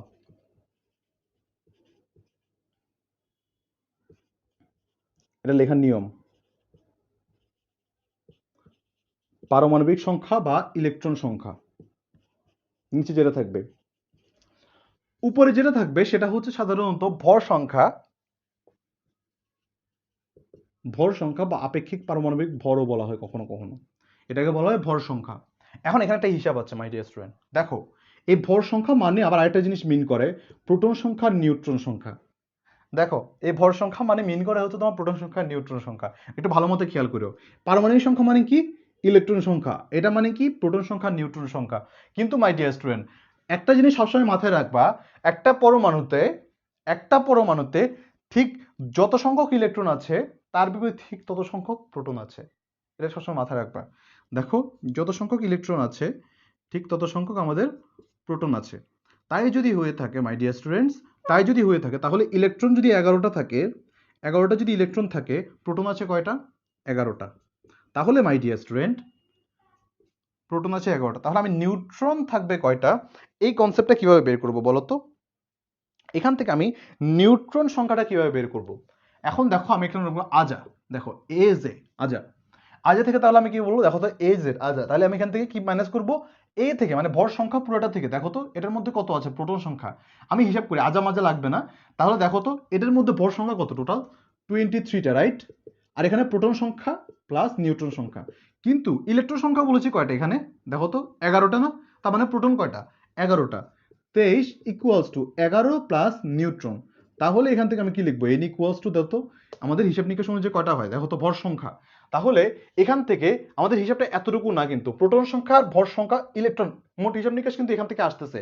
তাহলে এত সংখ্যক প্রোটন আছে, নিউট্রন আছে, তাহলে আমরা এখান থেকে আসলে কোন কাজটা করতে পারি, দেখো তো মাই ডিয়ার স্টুডেন্টস, এখান থেকে হিসেব অনুযায়ী আমাদের নিউট্রন সংখ্যা আসে হচ্ছে আলটিমেটলি 13টা, আমাদের নিউট্রন সংখ্যা আসে 13টা, এটাই হচ্ছে তাহলে আমাদের মূল কনসেপ্ট। বা এখানে ভর সংখ্যা ইকুয়ালস টু প্রোটন সংখ্যা প্লাস নিউট্রন সংখ্যা, আর এখানে এন এর পরিমাণ হচ্ছে আমাদের নিউট্রন কয়টা আছে, 13টা, এটাই হচ্ছে আমাদের মোটামুটি হিসাব। তাহলে আমি তোমাদেরকে একটা ম্যাথ করতে দিই এখান থেকে। অলরাইট, পর্যায় সারণীটা কোথায়,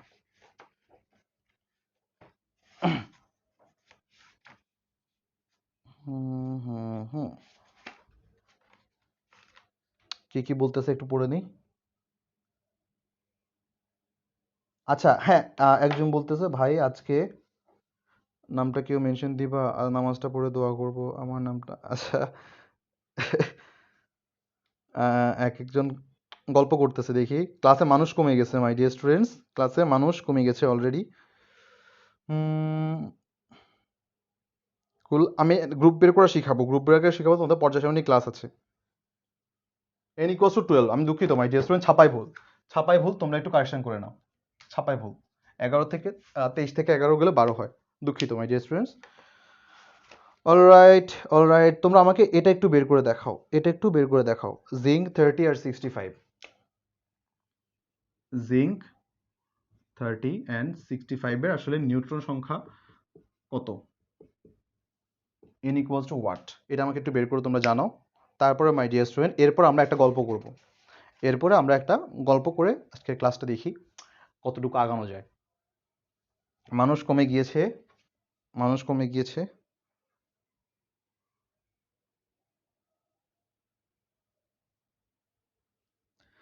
হ্যাঁ হ্যাঁ হ্যাঁ হ্যাঁ,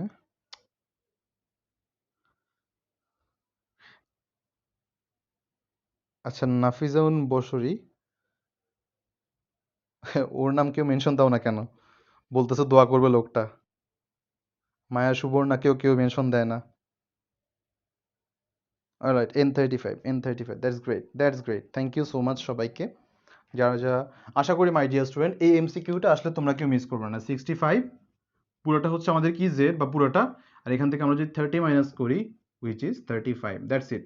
আমরা আশা করি আর এটা নিয়ে বলবো না। এখন একটা গল্প বলবো মাই ডিয়ার স্টুডেন্ট। অনেকের ঝামেলা হয় যে রাদারফোর্ডের পরমাণু মডেলের সবগুলো আমরা মনে রাখতে পারি না বা সবগুলো ধাপ মনে রাখতে পারি না। আমি একটা গল্প বলবো, গল্প দিয়ে তোমরা সবসময় মাথায় রাখবা। এই গল্পটা যদি মাথায় রাখো তাহলেই তাহলেই তোমরা এটাকে তোমরা মনে রাখতে পারবা। সো আমি আগে আগে কি ওয়ার্ডগুলো লিখে নিই। রাদারফোর্ডের মডেলের রাদারফোর্ডকে যে এসে প্রথম এই যে পরমাণুতে ইলেকট্রনগুলো কেমনে থাকে বা প্রোটনগুলো কিভাবে আছে এই জিনিসটা ব্যাখ্যা করে। যেমন এই যে একটা আঙ্গুরের থোকা আছে, আঙ্গুরের থোকা আমরা সবাই চিনি। এই যে একটা আঙ্গুরের থোকার মতো জায়গা, এখানে সে নাম দিয়েছে তার নিউক্লিয়াস। এখানে হচ্ছে সে একটা জিনিস সৌরজগতের মতো এঁকেছে।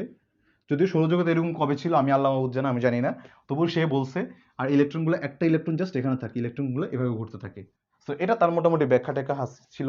আমি শুরু করি, আমি কিওয়ার্ডগুলো লিখে নেই তারপর বলছি। কিওয়ার্ডগুলো ছিল প্রথমে কেন্দ্র হচ্ছে অতি ক্ষুদ্র নিউক্লিয়াস, পরমাণু কেন্দ্র আছে। আমি একটু কিওয়ার্ডগুলো তোমরা আমার সাথে লিখে নাও, কেন্দ্র ও নিউক্লিয়াস। এই কলমের কি হইল? কেন্দ্র ও নিউক্লিয়াস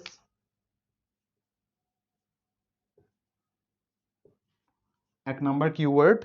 ও 2 নাম্বারটা হচ্ছে নিউক্লিয়াস অতি ক্ষুদ্র, পরমাণু অধিকাংশই ফাঁকা। নিউক্লিয়াস ক্ষুদ্র, পরমাণু ফাঁকা।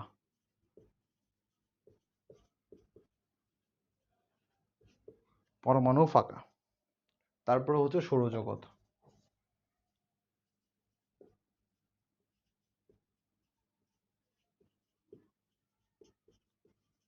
গ্রহের মতো। একটা গল্প বলবো মাই ডিয়ার স্টুডেন্ট, গল্প দিলে সারা জীবন মনে রাখবা। স্থির বৈদ্যুতিক আকর্ষণ বল।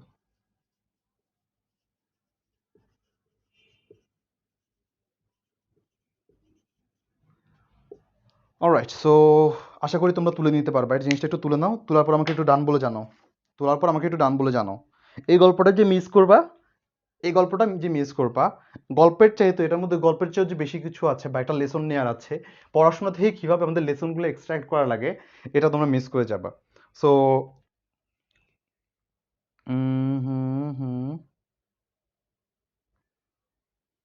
অলরাইট, ফাইন, শুরু করি।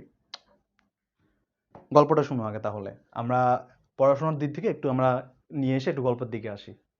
সো ইন জেনারেল কিছু কিছু ক্ষেত্রে দেখা যায় আমাদের দেশে বা এটা পৃথিবীর অন্যান্য দেশেও দেখা যায়। সো বাচ্চা কাচ্চা যখন একটু বড় হয়ে যায় বা একটু প্রতিষ্ঠিত হয়ে যায়, তখন তাদের দেখা যায় যে পিতামাতার সাথে একটু ডিস্টেন্স বেড়ে যায় বা সম্পর্কটা একটু ঠুনকো হয়ে যায়। কিছু হইলেই তাদের মনে হয় যে না, আর থাকা যাবে না। মানে একটু যখন মানে যে মানুষটা তোমাকে আসলে চামচ ধরা শিখিয়েছে, সেই মানুষটাকে আমরা আসলে অবহেলা করা শুরু করি। আমরা ধীরে ধীরে তাদের থেকে দূরে সরে যাই, দূরত্ব ক্রিয়েট করি। তখন মনে হয় না আমরা অলরেডি প্রতিষ্ঠিত হয়ে গেছি, মানুষগুলোর কি দরকার। তখন মানুষগুলো কি হয় যে না আসলে সরে যায় একদম। মানে বাবা মাকে দূরে সরায় দেয় বা বাবা মা থেকে দূরে সরে যায়। আমি একদম এক্সট্রিম বলছি না যে না আসলে তোমার হয়তো ছোট, হয়তো জিনিসগুলো হয়তো তোমাদের কাছে মাথা নাও ধরতে পারে বা বাস্তবতাগুলো নাও, বাট এটা ঘটে। ইন জেনারেল দেখা যায় বাবা মা থেকে অনেক দূরে দূরে সরে যায় জীবনের একটা পর্যায়ে গিয়ে। বাবা মাকে ওই লেভেলের আসলে তাদের প্রতি ইয়া থাকে না, টান থাকে না। দিন শেষে কি হয়ে যায়, বাবা মা যে ঘরটাতে থাকে পুরো বাড়ি আসলে খাখা হয়ে যায়, তারা বাদে আর কেউ থাকে না, এমন একটা অবস্থা হয়ে যায়। তারপরে কি হয় মাই ডিয়ার স্টুডেন্ট, ওই খাখা করা ঘরটার ক্ষেত্রে তবুও দেখো কখনো কখনো ওই বাবা মা গুলোই তার সন্তানদের ফোন নিয়ে খবর নেয়। কখনো ওই আত্মার যে টানটা, এটা কখনো তাদের ছিন্ন করতে পারে না। দিন শেষে দেখা যায় এই যে মানুষগুলা একটা পরিমণ্ডল বা একটা মায়ার বন্ধনে সবসময় আবদ্ধ থাকে, যে জিনিসটা আমরা কখনোই ছিন্ন করতে পারি না বা আমরা কখনো ছিন্ন করা আমাদের পক্ষে সম্ভব না। যে মানুষগুলো আমাদের বললাম না একটা চামচ ধরে শিখিয়েছে, সেই মানুষগুলোকে আমরা ছেড়ে যেতে কখনো দ্বিধাবোধ করি না। এখান থেকে মাই ডিয়ার স্টুডেন্ট আমরা কি দেখি, লাইফে কখনোই আসলে বললাম না যে এই মানুষগুলোকে কখনোই এভাবে করা উচিত না।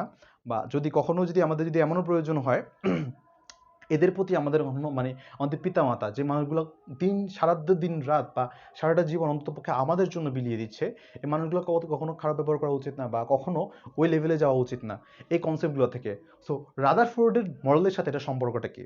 রাদারফোর্ড মডেলে বলেছে যে আমাদের পরমাণুর একটা কেন্দ্র থাকে যাকে আমরা নিউক্লিয়াস বলি, যারা কিনা আমাদের প্যারেন্টস, আমাদের বাবা মা, আমরা কিনা সেই ইলেকট্রনস। রাদারফোর্ডের কথার মতে নিউক্লিয়াস অতি ক্ষুদ্র, বাবা মা যখন বৃদ্ধ হয়ে যায় তারা অতি ক্ষুদ্র হয়ে যায়, আমাদের উপর একটু ডিপেন্ডেন্সি বাড়ে, তাদের কখনো আর ওই কোনো সহায় থাকে না বা শক্তি থাকে না।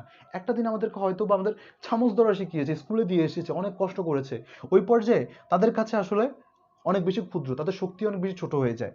এখান থেকে কি হয় দেখো, পরমাণু পুরো ফাঁকা হয়ে যায় যখন ওই যে ঘরের মধ্যে তারা আর কেউ থাকে না, ছেলেপেলেরা ছেড়ে চলে যায়, তখন তাদের মধ্যে তাদের জীবনটাই হয়ে যায় যে পরমাণুর মতো ফাঁকা, শুধুমাত্র কিছু ইলেকট্রন থাকে কোথায় দেখো, সৌরজগতের গ্রহের মতো। তারা সৌরজগতের বাইরে না, কিন্তু তারা গ্রহের মধ্যেও না, ছেড়ে চলে যায়। তাহলে এইরকম আসলে নির্মমতা দেখো, আমরা যখন দেখতেছি তারা সৌরজগতের গ্রহের মতোই আচরণ করে, ঠিক আছে, ঘুরছে সৌরজগতের মতো, দেখো সূর্যকে কেন্দ্র করে ঘুরছে, বাট তারা অন্য কক্ষপথে চলে যায়, which is bad. Alright, so এটা এরপরে বলেছি দেখো তো, স্থির বৈদ্যুতিক আকর্ষণ বল, যেটাকে আমি বলেছি আত্মিক টান, আত্মার টানকে আমরা ছিন্ন করতে পারি না। এই কারণে দেখা যাচ্ছে তখনও তখনও কখনো কখনো দেখা যাচ্ছে বাবা মা খোঁজ খবরটা নেয়। এটা তাহলে এই চারটা স্টেপে সবসময় মাই ডিয়ার স্টুডেন্ট লাইফের সাথে রিলেট করে চারটা স্টেপ সবসময় মনে রাখবা, কখনো ভুলবা না। প্রথমত, কেন্দ্র, পরমাণুর একটা কেন্দ্র থাকে যার নাম হচ্ছে নিউক্লিয়াস, কেন্দ্রটা আমাদের হচ্ছে প্যারেন্টস গুলা। আমরা কি করা উচিত না, কখনো এদেরকে ক্ষুদ্র হয়ে গেল আমাদের কখনো তাদেরকে অবমূল্যায়ন করা উচিত না, তাদের প্রতি খারাপ বিহেভ করা উচিত না। ঠিক যেভাবে ঠিক যেভাবে তারা আমাদেরকে লালন পালন করেছে, ঠিক সেভাবে তাদেরকে লালন পালন করা উচিত। এটা আমাদের মেইন যে আমাদের গোল বা নিজে যে শিক্ষার জায়গাটা এখানে। এই কারণে নামাজে সবসময় বলা হয় রাব্বির হামহুমা কামা রাব্বায়ানি সগীরা। অলরাইট, সো অন্যান্য ধর্মাবলীরা মাইন্ড করবে না, তোমাদের ধর্মে হয়তো বা বলা হয় অবশ্যই, কারণ কোনো ধর্মই আমাদেরকে এথিক্সের বাইরে শেখায় না, কোনো ধর্মই আমাদেরকে অবমূল্যবোধ বা মূল্যবোধের অবক্ষয় করতে শেখায় না। আমাদের প্রত্যেকটা ধর্মই মানুষকে নিজেদের মানুষ হিসেবে সর্বোচ্চ জায়গায় নেওয়ার যে মূল মন্ত্র, সেটাকে ধারণ করে আমাদের মানুষ হিসেবে নিজেকে বিল্ড করতে শেখায়। অলরাইট, থার্ড যে পয়েন্ট, সৌরজগতের গ্রহের মতো মানুষগুলো হারায় যায় একটা পর্যায়ে, কিন্তু কখনো সৌরজগতের বাইরে যেতে পারে না, কিন্তু অন্য কক্ষপথে চলে যায়, এটা ব্যাড।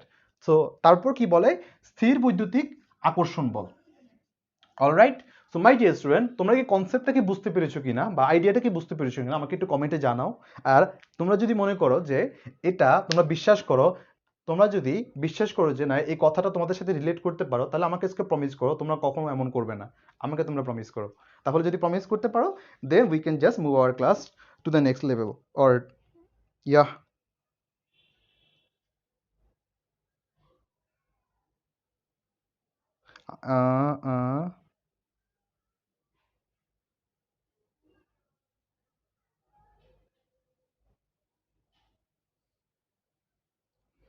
হুম হুম, আরো একবার বলেন ভাইয়া, আরো একবার বলেন।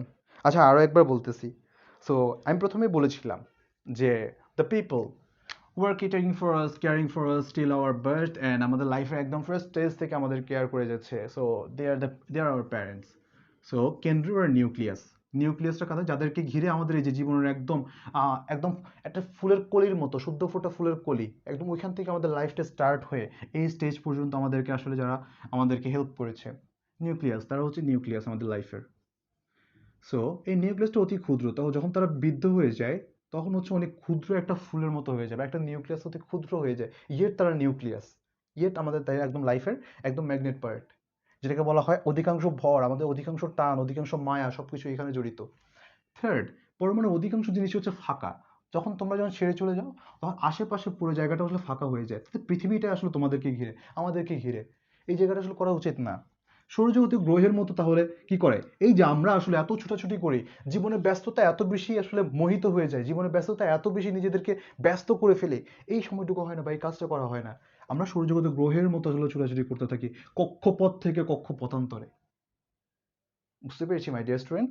তারপর আমরা যে কাজটা করি সেটা হচ্ছে তবুও দিন শেষে এই যে ইলেকট্রনের সাথে নিউক্লিয়াসের টান, নিউক্লিয়াস টান স্থির বৈদ্যুতিক আকর্ষণ বলের মতো, টানটা থেকেই যায় মাই ডিয়ার স্টুডেন্ট, তুমি যতই ছোটাছুটি করো, তোমার প্যারেন্টসরা কখনো ভুলে না তোমাকে একটা ফোন দিয়ে খবর নিতে, বাট টু সাম এক্সটেন্ট বা কখনো কখনো আমরা এতটাই আসলে ডিসগ্রেস মতো আমরা বিহেভ করি যে আমরা কলগুলো কেটে দিই, কিংবা আমাদের দেখাই যে আসলে এত ব্যস্ততা যে আমরা সময় হয় না। সো এটাই হচ্ছে মাই ডিয়ার স্টুডেন্ট মোটামুটি আমাদের লেসন, বা এটা আমাদের মনে রাখার 4টা স্টেজ আমরা সবসময় মাথায় রাখবো। অলরাইট। হ্যাঁ, সবাই বলছে promise, thank you so much সবাইকে, thank you so much, thank you so much.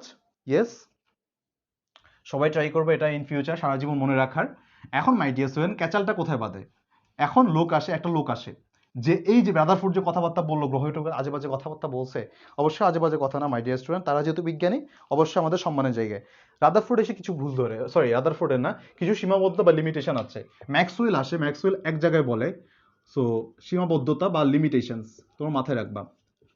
সীমাবদ্ধতা, সীমাবদ্ধতাগুলো কি কি দেখো তো।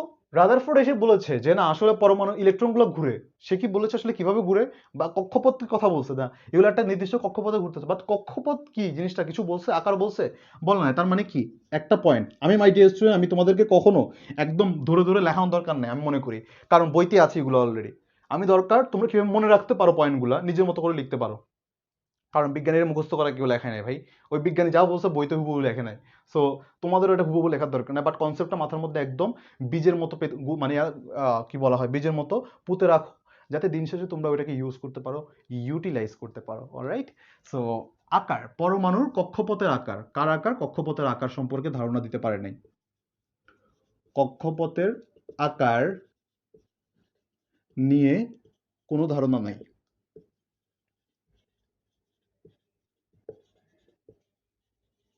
কোনো ধারণা নাই, এক। 2 নাম্বার, সৌরজগতের দেখো সে আলোচনা করছে কিসের সাথে তুলনা করছে? গ্রহগুলোর সাথে। গ্রহগুলো কি আদৌ কোনো চার্জ আছে? নাই, রাইট? তার মানে কি গ্রহগুলো চার্জবিহীন। সে বলেছে চার্জ আছে, কিন্তু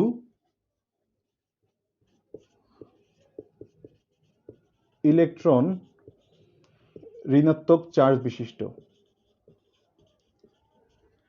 এক কথা। 3, তারপরে সে বলছে দেখো তো, ইলেকট্রন, আমরা বলছি না যে আমরা যতই ছুটোছুটি করি দিন শেষে একটা টান ফিল করি কোথায় দেখো তো, এই এই যে আমাদের প্যারামিডসের দিকে একটা আমাদের কি বলা হয়, একটা স্বর্গীয় টান বা একটা পবিত্র টান আমরা ফিল করি। দেখো সে বলেছে, আসলে এটা কিন্তু ভুল না, সে বলছে টান ফিল করে এক সময় ইলেকট্রন ইলেকট্রন নিউক্লিয়াসে পতিত হয়, ইলেকট্রন নিউক্লিয়াসে এসে পড়ে, নিউক্লিয়াসে এসে পড়ে, ধাবিত হয়, যেটা কখনো সম্ভব না। যদি ইলেকট্রন যদি নিউক্লিয়াসে এসে ধাবিত হয় তাহলে পরমাণুর অস্তিত্ব বিলীন হয়ে যায়, দুটো একই হয়ে গেছে, তখন নিউট্রালাইজ হয়ে যায়, তখন নিউক্লিয়াসে এসে পড়ে, পতিত হয়, এটা কখনো সম্ভব না। মাই ডিয়ার স্টুডেন্ট তোমরা পয়েন্টগুলো একটু তুলে নাও, পয়েন্টগুলো একটু তুলে নাও, পরে বই দেখে সুন্দর করে লিখবা। আমি তোমাদের কনসেপ্টগুলো, কারণ বইতে অনেক বিস্তারিত আলোচনা আছে, তো সো এরা প্রশ্নগুলো এভাবেই আসে। সো তোমরা কখনো যাতে এটা কখনো ফিল না হয় আল্লাহ এত বর্ণনামূলক প্রশ্ন দিছে ভুল নাম্বার দিবে না, টু দি পয়েন্ট লিখবা, টু দি পয়েন্ট লিখবা, টিচার নাম্বার কাটার কোনো স্কোপ পাবে না। তোমরা হয়তো বা একটা কথারে 10 রকম ভাবে লিখো, একই কথা 10 রকম ভাবে লিখলে তোমরা পাবা না। ইয়েট তুমি যদি একটা কথাকেই তোমরা যদি 10টা রেফারেন্স দিয়ে, বা 10টা রেফারেন্সও লাগবে না, লজিক্যাল লিঙ্ক আপ করে যদি সুন্দর করে লিখতে পারো, তোমরা ফুল মার্কস পাবা। কেমিস্ট্রিতে তোমাদের হয়তো এখন 50, আমি জানি না তোমাদের কত আছে এখন মার্কস, সো হয়তো বা 50 আছে। সো 50-র মধ্যে তোমাদের 50 বা 49 পাওয়া কিন্তু খুব একটা কঠিন কিছু না, খুব একটা কঠিন কিছু না যদি তোমরা অ্যাকুরেটলি লিখতে পারো। সো 4 নাম্বার নিউক্লিয়াসে এসে পড়ে এক কথা। তারপর 4 নাম্বার এবার ম্যাক্সওয়েল আসছে। ম্যাক্সওয়েল আসছে যে এটা আসলে দেখো, এরা বলছে যে শক্তি হারাতে থাকে, ইলেকট্রন এই ঘুরতে ঘুরতে ইলেকট্রন ক্লান্ত হয়ে যায়। কি বলে, ইলেকট্রন যদি ক্লান্ত হয়ে যায়, দেখো তো মাই ডিয়ার স্টুডেন্ট, দেখো কতটা হাস্যকর কথা। সো রাদারফোর্ড একটা কথা অ্যাজাম্পশন বলছিল আর কি, যে সে বলছে না এত ছোটাছুটি করতে করতে আমরা একটা পর্যায়ে ক্লান্ত হয়ে যাবো, আমাদের লাইফে জীবনে শক্তি, সত্যি কথা। কিন্তু ইলেকট্রনের ব্যাপারে কি তাই ঘটে বলো তো মাই ডিয়ার স্টুডেন্টস? ইলেকট্রন একটা ক্রমাগত শক্তি হারাতে থাকে ঘুরতে ঘুরতে, এটা রাদারফোর্ড বলছে। রাদারফোর্ডের মধ্যে ক্রমাগত শক্তি হারাতে থাকে, কিন্তু ইলেকট্রনের ভর এতই নগণ্য যে সে ঘোরার কারণে কখনো শক্তি হারায় না। তার মানে কি কখনো নিস্তেজ হবে না। তাহলে ইলেকট্রন যদি কখনো নিস্তেজ না হয়, কনসিস্টেন্টলি ঘুরতে থাকবে, ইলেকট্রন ঘুরতে থাকা মানে কি পরমাণুর অস্তিত্ব বজায় থাকে। এটাই ম্যাক্সওয়েল এসে ধরায় দেয়। ম্যাক্সওয়েল বলে ইলেকট্রন কখনো শক্তি হারাবে না, যেটা আমাদের রাদারফোর্ড বলে গেছিল আর কি, নিউক্লিয়াসে গুণের সময় শক্তি হারাতে থাকবে, ফলে এটা হচ্ছে এর মধ্যে, কিন্তু কখনো আসলে পতিত হয় না। সো এটা একটা কথা আর কি, যে পরিভ্রমণ করে শক্তি হারাবে না, এটা একই রকম কথাবার্তা এটার মধ্যে চলে আসে। আর ফিফথ, বর্ণালী কোনো ধারণা দেয় না, বর্ণালীর কোনো ধারণা দেয় না। এই 5টা পয়েন্ট তোমরা মাথায় রাখবা, এই 5টা পয়েন্ট তোমরা একটু ব্যাখ্যা করে লিখবা। মাই ডিয়ার স্টুডেন্ট, তোমরা বুঝতে পেরেছো কিনা আমাকে একটু জানাও।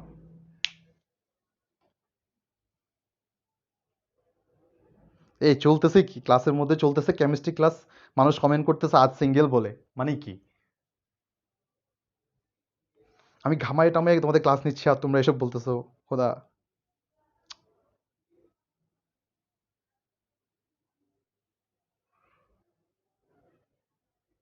বাসু বর্মা, আচ্ছা বাসু চাকমা, ভাইয়া এ ধরনের কমেন্ট দেখলে তোমাদেরকে মানে তোমাদের জন্য একটা স্পেশাল জায়গা করা আছে এই গ্রুপের মধ্যে। সো সো এ ধরনের কমেন্ট দেখলে একটা ভালো স্পেশাল জায়গা করা আছে, তোমাদেরকে সেই জায়গায় পাঠিয়ে দেওয়া হবে, তুমি চিন্তা করো না।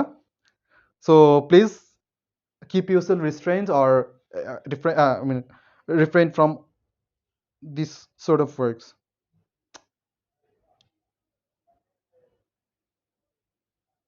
অলরাইট, আমি বাসু চাকমাকে যদি আরেকবার দেখি এ ধরনের কাজ করতে বা এ ধরনের কমেন্ট করতে, অফকোর্স ইয়েস অ্যাটমিক স্পেকট্রাম, বর্ণালী মানে অ্যাটমিক স্পেকট্রাম। অলরাইট, আমি এ ধরনের কমেন্ট দেখলে আমি তোমাকে স্পেশাল জায়গা পাঠিয়ে দিব। আচ্ছা, ইমন ভাইয়া হাই দিয়েছে তোমাদের, চলে আসছে আর কি। হ্যাঁ ইমন ভাইয়া, ভালো আছেন নাকি? Alright, so my dear student, moving on. আমরা আরেকটা মডেল পড়ি, আমাদের প্রবাবলি এই চ্যাপ্টার পড়তে আরো একদিন লাগবে, আমি যেটা বুঝতেছি ক্লাসটা ভাবছিলাম আরেকটু দীর্ঘায়িত করা যাবে, বাট এখন আমাদের 1913 সালে এসে বোর নামে একজন লোক, এটা আবার তোমাদের বোরডম, কিছু ভালো লাগে না রোগের আবার ওই বোর না, এটা হচ্ছে নিলস বোর। বিজ্ঞানী নিলস বোর এসে তার আরো কিছু পোস্টুলেটস দেয় বা অ্যাজাম্পশন করে, অ্যাজাম্পশন পরে সে আসলে ডিরেক্টলি কোয়েশ্চেন করে কি রে ভাই, যে ইলেকট্রন ঘুরবে, ইলেকট্রন তো ইচ্ছা মতো ঘুরতে পারে না, ইলেকট্রন একটা সার্টেন জায়গা দরকার, তো সে কি এসে বলে ইলেকট্রন নির্দিষ্ট কক্ষপথে ঘুরে, নির্দিষ্ট কক্ষপথ আছে, এই যে এই যে সে এসে বলে, তার মানে কি নির্দিষ্ট গোলাকার কক্ষপথে ইলেকট্রন ঘুরে।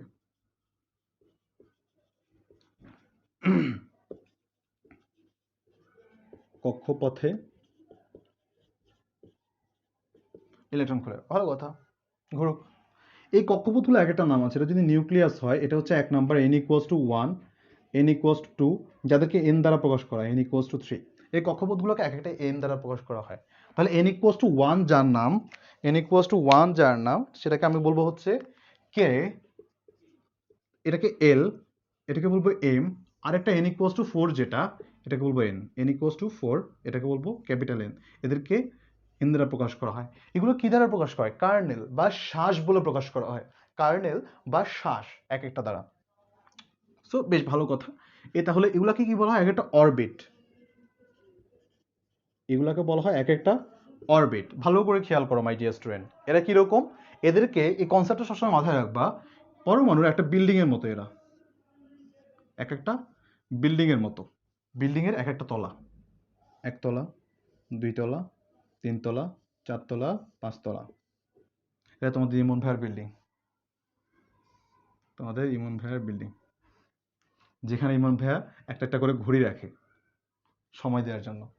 অলরাইট, সো এটা হচ্ছে একটা বিল্ডিং। তাহলে এই যে মাই ডিয়ার স্টুডেন্ট, এরা তাহলে কি নির্দেশ করে, কিভাবে ঘুরবে বা কোথায় অবস্থান করবে ইলেকট্রনগুলা, সেটা নির্দেশ করে। 1 নাম্বার কথা গেল। 2 নাম্বার পয়েন্টে বলে, এবার আসে আমাকে একজন কোয়েশ্চেন করেছিল আর কি, কৌণিক ভরবেগের ব্যাপারটা। কৌণিক ভরবেগ mvr = nh/2π, এই কনসেপ্টটা আসে এখন। এটা মানে কি বোঝায়? সো কোনো শক্তি স্তরে সে আসলে যেটা অ্যাজিউম করে যে ইলেকট্রনগুলা সার্টেন একটা শক্তি স্তরে একটা কৌণিক ভরবেগ নিয়ে ঘুরে। তাহলে ভরবেগ জিনিসটাকে একটু দেখো তো, খেয়াল করো। ভরবেগ জিনিসটা হচ্ছে ভর ইনটু বেগ, এটা নিয়ে কোনো ভর আর বেগের গুণফল, এটা একদম সোজা কথাবার্তা। বাট ভরবেগ হচ্ছে সার্টেনলি একটা পটেনশিয়াল হোল্ড করে। তাহলে দেখো মাই ডিয়ার স্টুডেন্ট, এরা এরা একটা ধ্রুব বেগে ঘুরে থাকে, কোনো একটা বস্তুর ভরবেগ সবসময় ধ্রুব থাকে, এটা একটা কনসেপ্ট আছে। ভরবেগ যদি ধ্রুব থাকে তাহলে দেখো তো এর তোমরা সবসময় মনে রাখবা যে এটাকে এল দ্বারা প্রকাশ করা হয় ইন ফিউচার ইন্টারে উঠলে। So MVR equals to NH by 2 pi. N এর মান কি দেখো তো মাই ডিয়ার স্টুডেন্টস, এন এর মান হচ্ছে একটা শক্তি স্তর যার মান ধ্রুবক থাকে। এইচ এর মান প্লাঙ্কের ধ্রুবক 6.63 ইন্টু 10⁻34। আর 2 পাই মানে কি, পাই হচ্ছে 2 হচ্ছে কনস্ট্যান্ট, পাই হচ্ছে আরেকটা কনস্ট্যান্ট 3.1416। এদের দ্বারা মাই ডিয়ার স্টুডেন্ট এই যে এমভিআর বা এই যে ভরবেগটা এটা ধ্রুব থাকে এই কনসেপ্টটাকে বিল্ড করা হয়। তাহলে ভরবেগ জিনিসটা আসলে কি বা কৌণিক ভরবেগ জিনিসটা কি? কৌণিক ভরবেগ হচ্ছে ঠিক এরকম, দেখো এই একটা অ্যাঙ্গুলার মোশনে যাচ্ছে একটা ইলেকট্রন, সবসময় একটা ঘূর্ণায়মান পথে আছে, একটা কিসের মধ্যে আছে, এই একটা ঘূর্ণায়মান পথে আছে। তাহলে চিন্তা করো কৌণিক বেগটা কিরকম হচ্ছে, ভালো মতো খেয়াল করো। এটা একটা আমার মার্কার, মার্কারকে আমি এখানে আটকে রেখেছি, বা দরজার কবজা চিন্তা করো। দেখো তো এই যে আমি বস্তুটাকে এই যে আমি ঘুরাচ্ছি, তাহলে দেখো নির্দিষ্ট অক্ষের সাপেক্ষে এটা একটা ঘূর্ণন হচ্ছে। সিমিলারলি ইলেকট্রন, এই একটা অক্ষ, এই অক্ষের সাপেক্ষে ইলেকট্রনের ঘূর্ণন হচ্ছে, এই একটা ঘূর্ণন হচ্ছে। এই ঘূর্ণন গতিতে তার নির্দিষ্ট একটা ভর আছে অ্যান্ড তার একটা বেগ আছে। এই বেগটাকে সাধারণত ভর আর বেগের গুণফলটাকে বলা হয় কৌণিক বেগ। কিন্তু ভর আর তার কৌণিক বেগের যে গুণফল সেটাকে বলা হচ্ছে কৌণিক ভরবেগ। তাহলে সিমিলারলি মাই ডিয়ার স্টুডেন্ট, একটা বস্তু কৌণিক বেগ আর তার রৈখিক বেগ সবসময় এক হয় না, যেটা তোমরা ইন্টারমিডিয়েটে যেয়ে পড়বা। এটা হচ্ছে তাহলে তোমাদের একটা ফর্মুলা, তোমরা মাথায় রাখবা MVR equals to NH by 2 by.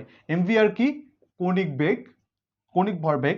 R NH, N মানে হচ্ছে শক্তিস্তর সংখ্যা, আর এইচ হচ্ছে প্লাঙ্কের ধ্রুবক। আমি তোমাদেরকে একটা ম্যাথ দেই, একটা ম্যাথ করতে দেই, তারপর এটাকে আমি একটু ইয়া করে নিই। কি ম্যাথ দিব? ধরা যাক যদি যদি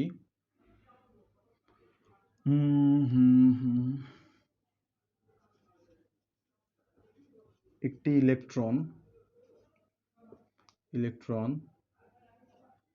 থার্ড শক্তি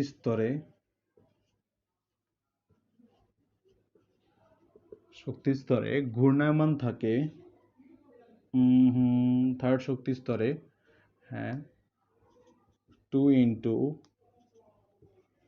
m/s বেগে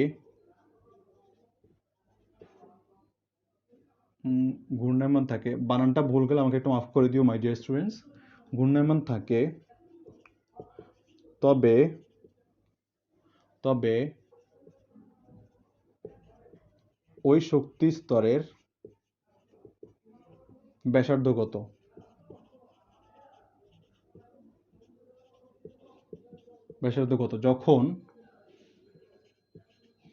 যখন h equals to 6.63 into 10⁻34 metre per joule, metre square per joule probably.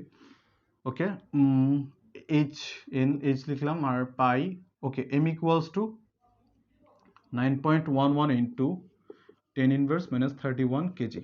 Alright, তাহলে মাই ডিয়ার স্টুডেন্ট একটু করে দাও, আমাকে অ্যান্সারটা বলো, আমাকে একটু আনসারটা বলো।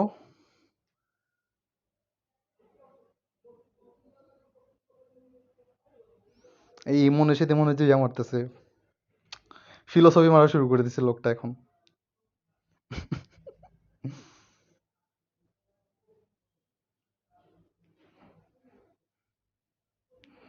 সহমত ভাই, সহমত।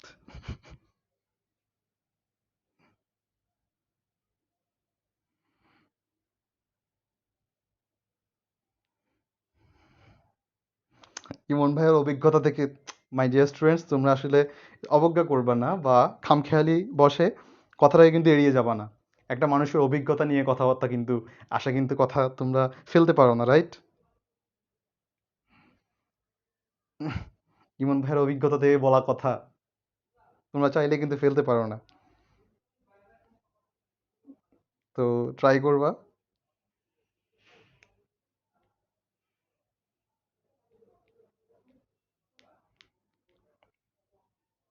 Alright, so my dear student, আমরা তোমাকে অ্যান্সারটা একটু জানাও, আমাকে আমাকে একটু অ্যান্সারটা জানাও। আচ্ছা, শাকিল বলেছে 1 মাই ডিয়ার স্টুডেন্ট তোমরা আমাকে জানাও এটা একমত কিনা। ভাইয়া কোয়েশ্চেনটা আরেকবার বলেন। হ্যাঁ, কোয়েশ্চেনটা হচ্ছে যে কোনো একটা সার্টেন শক্তি স্তরে একটা ইলেকট্রন থার্ড শক্তি স্তরে আছে, ইলেকট্রন একটা থার্ড শক্তি স্তরে আছে, একটা দুইটা তিনটা থার্ড শক্তি স্তরে ইলেকট্রন আছে, সে এত বেগে ঘূর্ণায়মান আছে। যদি এত বেগে ঘূর্ণায়মান থাকে তবে ওই শক্তি স্তরের ব্যাসার্ধ কত হবে, ওই পার্টিকুলার শক্তি স্তরের ব্যাসার্ধ কত হবে, যেখানে কিনা এইচ এর মান 6.63 ইন্টু 10^34 এবং এম এর মান হচ্ছে বা ইলেকট্রনের ভর হচ্ছে 9.11 10^31 কেজি। তাহলে মাই ডিয়ার স্টুডেন্ট আমাদেরকে বের করতে হবে আসলে ব্যাসার্ধ কত। তো ব্যাসার্ধ একজন বলেছে আমাকে, ব্যাসার্ধ একজন বলেছে কোথায় কোথায় উপরে চলে গেল তো আল্লাহ, 1.736 ইন্টু 10^30 কত 10^6 মিটার, এটা আমাকে একজন বলেছে। কে কে সহমত হাত তুলো, কে কে সহমত হাত তুলো।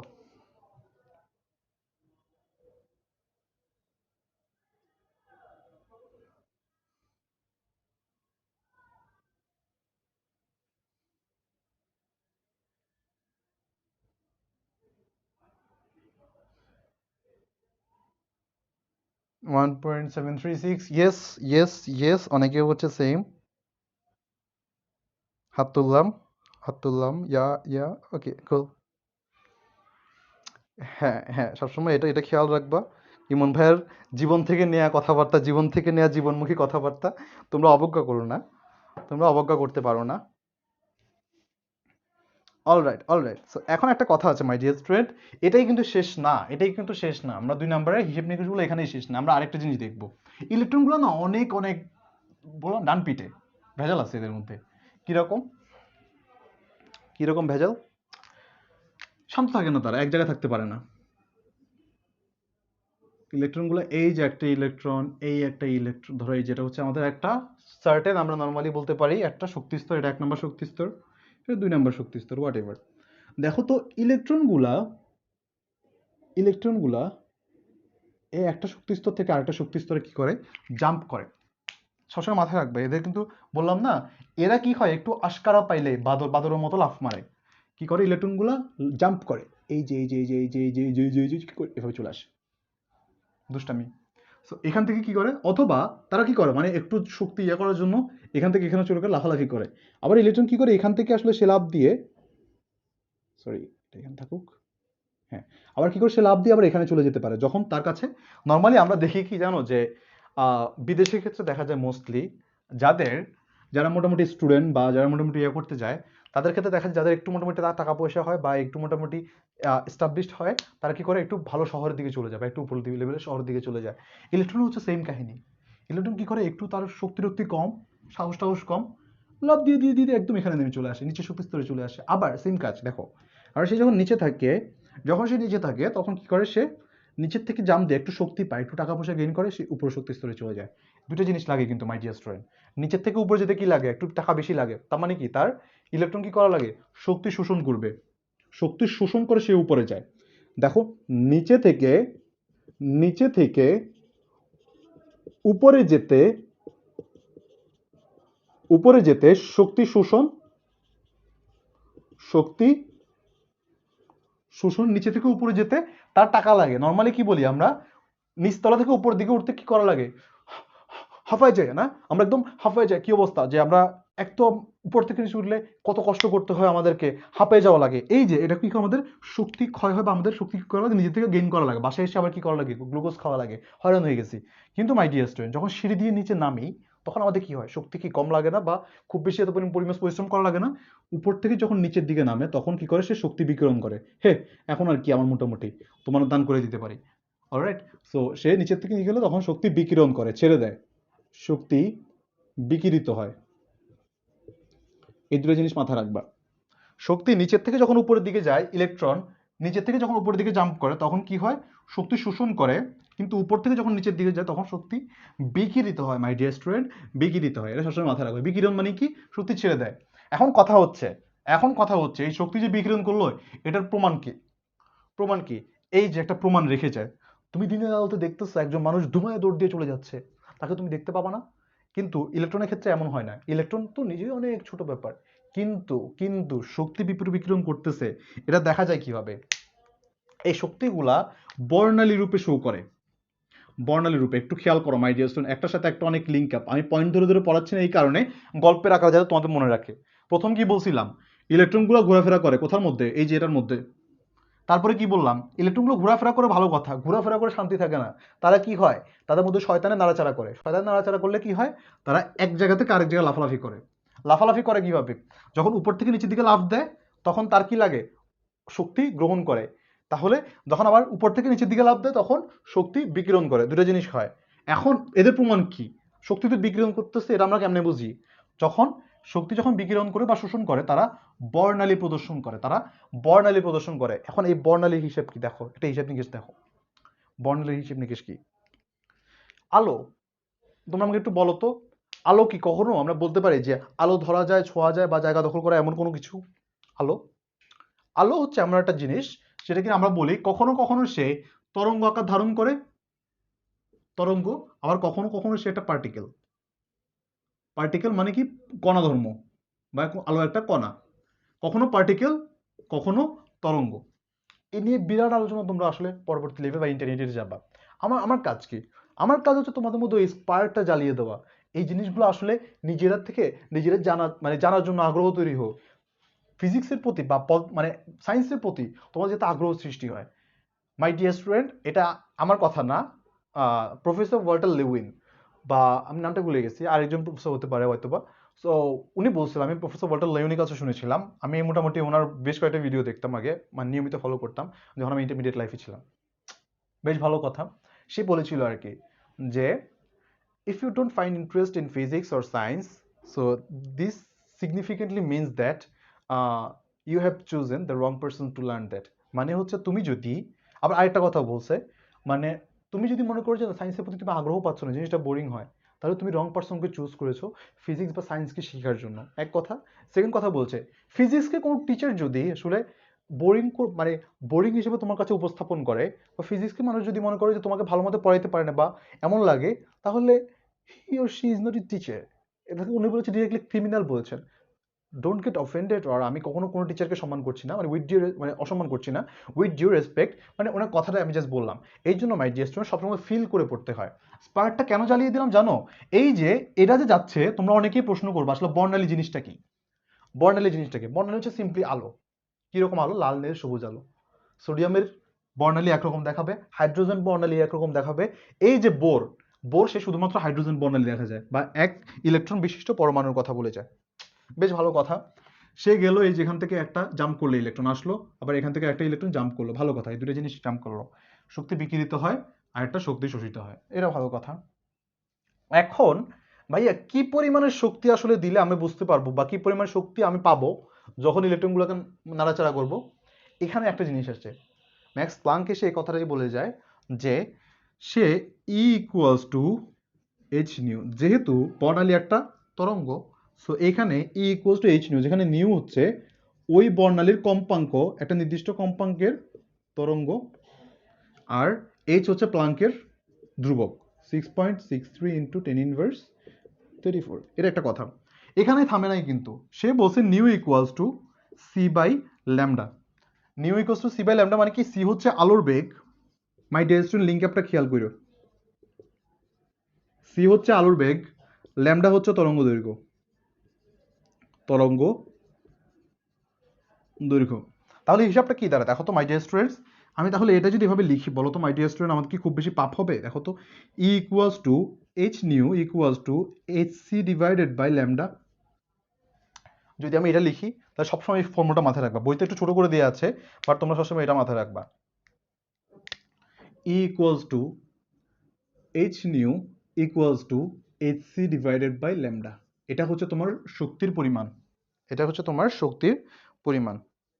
ল্যামডা কি, ল্যামডা হচ্ছে তরঙ্গ দৈর্ঘ্য, সি কি আলোর বেগ, আলোর বেগের মান কত, 3 ইন্টু 10⁸8, সবসময় মাথায় রাখবা, 3 ইন্টু 10⁸8 মিটার পার সেকেন্ড।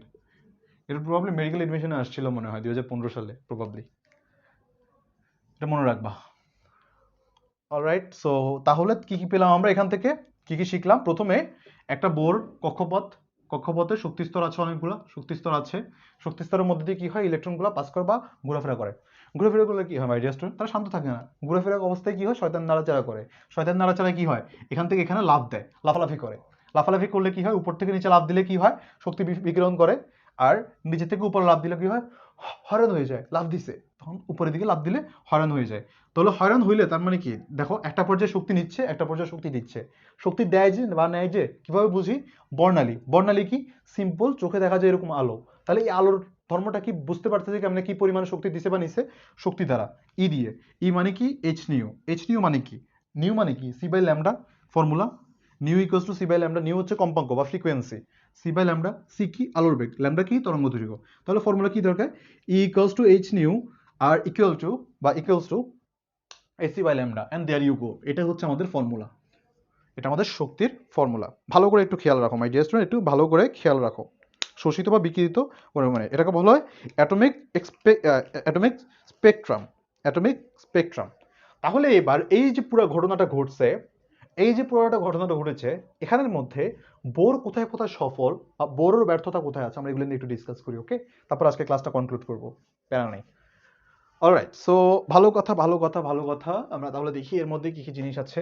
আমি ট্রাই করব এই ক্লাসের সাথে সাথে আমি নেক্সট দিন পর্যায় সারণীটা ধরার, কারণ লিঙ্ক আপ তো আছে একটার সাথে একটা। সো তোমাদের জন্য ভালো হবে আশা করি। অলরাইট, সাফল্য কি কি, সাফল্য, বোরের সাফল্য, সেদিন বোরে। অলরাইট, বোরের সাফল্য কি, যে জিনিসটা ব্যর্থ হয়েছিল, আমাদের রাদারফোর্ড ব্যাখ্যা করতে ব্যর্থ হয়েছিল, সেটা হচ্ছে আকার। সে একটা নির্দিষ্ট আকার দিয়ে যায়, আকার সম্পর্কে ধারণা, প্রথমটা। আকার সম্পর্কে ধারণা, তোমরা অরবিটালের কথাবার্তাও লিখতে পারো। এক, আকার সম্পর্কে ধারণা। রাদারফোর্ডের মানে বলছিল যে শোষণ বিকিরণ কোনো একটা হইতে পারে, হারায় ফেলায় হ্যান ত্যান। উনি আমাদেরকে দেখাইছেন আসলে শোষণ বিকিরণটা কিভাবে ঘটে। শক্তি হারায় বা গ্রহণ করে এটা ঠিক, বাট শোষণ বিকিরণের ধারণা,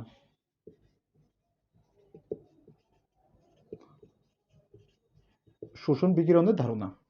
অলরাইট, তারপর 3 নাম্বার জিনিসটা কি বলেছে আমাদেরকে, 3 নাম্বারটা আমাদের দেখাইছে প্রথমত সে আসলে অ্যাকচুয়াল যে বর্ণালী, বর্ণালীর ধারণা সে ব্যাখ্যা করে দেখাইছে না, আসলে বর্ণালী বলতে কিছু আছে। বর্ণালীর ধারণা, কিন্তু বাঙালির মন বা পৃথিবীর মানুষের মন এতেই ভরে না, কারণ তাদের সমস্যা না থাকলেও সমস্যা বের করতে হবে, কারণ সমস্যা মানে ইটসেলফ একটা সমস্যা। তো তাহলে মাই ডিয়ার স্টুডেন্ট, সমাধানটা খুঁজে পাওয়ার জন্য তারা এটাকে আরো সুন্দর করতে চায়, এটা কিছু লিমিটেশন বের করে, আরো কিছু ভুলস, আমি ইংলিশ বলতেছি ভুলস, নট লিমিটেশনস। অলরাইট, সো এখানে কিছু সীমাবদ্ধতা লিখি, সীমাবদ্ধতাজ, সীমাবদ্ধতা। এখানেও সে কিছু আসলে সীমাবদ্ধতা ধরে পায়, মানে খুঁজে পাওয়া যায়। সেখানে হচ্ছে এগুলো খুব বেশি মিটিগেবল, মানে খুব বেশি না, কঠিন না। বাট আমি এটা একটু ডিসকাস করবো, এটা একটু ডিসকাস করার মতো ব্যাপার স্যাপার আছে, কারণ এখানে তোমরা এই যে পড়াশোনাটা করে যাবা এখন, এটা তোলা শেষ হয়েছে কিনা আমাকে একটু ডান বলে জানাও বা ইয়েস বলে জানাও, এটা তোলা হয়েছে কিনা। কারণ সীমাবদ্ধতা আমি আর একটু ব্রিফলি ডিসকাস করবো। এখানে নতুন একটা কনসেপ্ট তোমাদেরকে পড়াবো, যেটা কিনা তোমরা ইন ফিউচার পুরোটা না পড়লেও তোমাদের ধারণাটা দিয়ে যাবো, তাতে যাতে করে তোমরা ইন্টারে গিয়ে এই জিনিসটা নিয়ে ধাক্কা না খাও। সো বোরের সীমাবদ্ধতা কিছু কনসেপ্ট আছে, তোমরা একটু জেনে রাখলে তোমাদের কাছে ভালো লাগবে। তোমরা তোলা হইলে আমাকে একটু ইয়েস বলে জানাও, তোমরা আমাকে ইয়েস বলে একটু জানাও।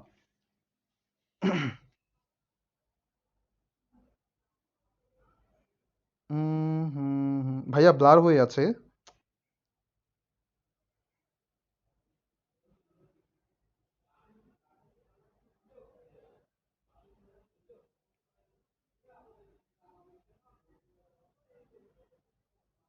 হুম,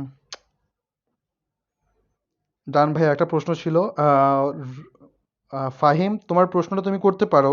আমি যদি সামহাও মিস করে যাই, তাহলে তুমি আমাকে কাইন্ডলি একটু ইনবক্সে বইলো। অলরাইট, আমি আরেকটা জিনিস পড়াই দিই, সীমাবদ্ধতার জায়গাটা। ডান, থ্যাংক ইউ। সীমাবদ্ধতার জায়গাটা, সীমাবদ্ধতা খুব সহজ মাই ডিয়ার স্টুডেন্ট, খুব সহজ।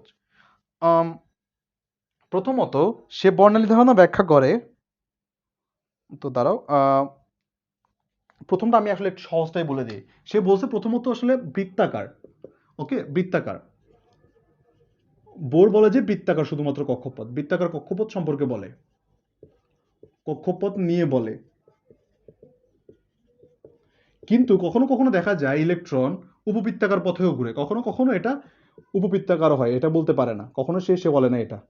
কখনো উপবৃত্তাকারও হয়ে থাকে কক্ষপথগুলা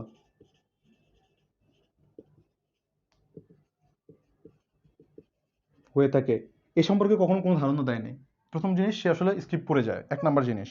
2 নাম্বার, 2 নাম্বারটা বলছে যে সে কখনো আমাদেরকে দেখায় নাই যে ডাবল বা দুইটা, সে শুধুমাত্র দেখাইছে যে একটা ইলেকট্রন বিশিষ্ট মৌলের ক্ষেত্রে একটা ইলেকট্রন বিশিষ্ট মৌলের ক্ষেত্রে কিভাবে আসলে বর্ণালী সৃষ্টি হয়, একটা ইলেকট্রন বিশিষ্ট বা একটা ইলেকট্রন বিশিষ্ট মৌল বা আয়নের, তার আয়নের, মৌলের বা আয়নের ক্ষেত্রে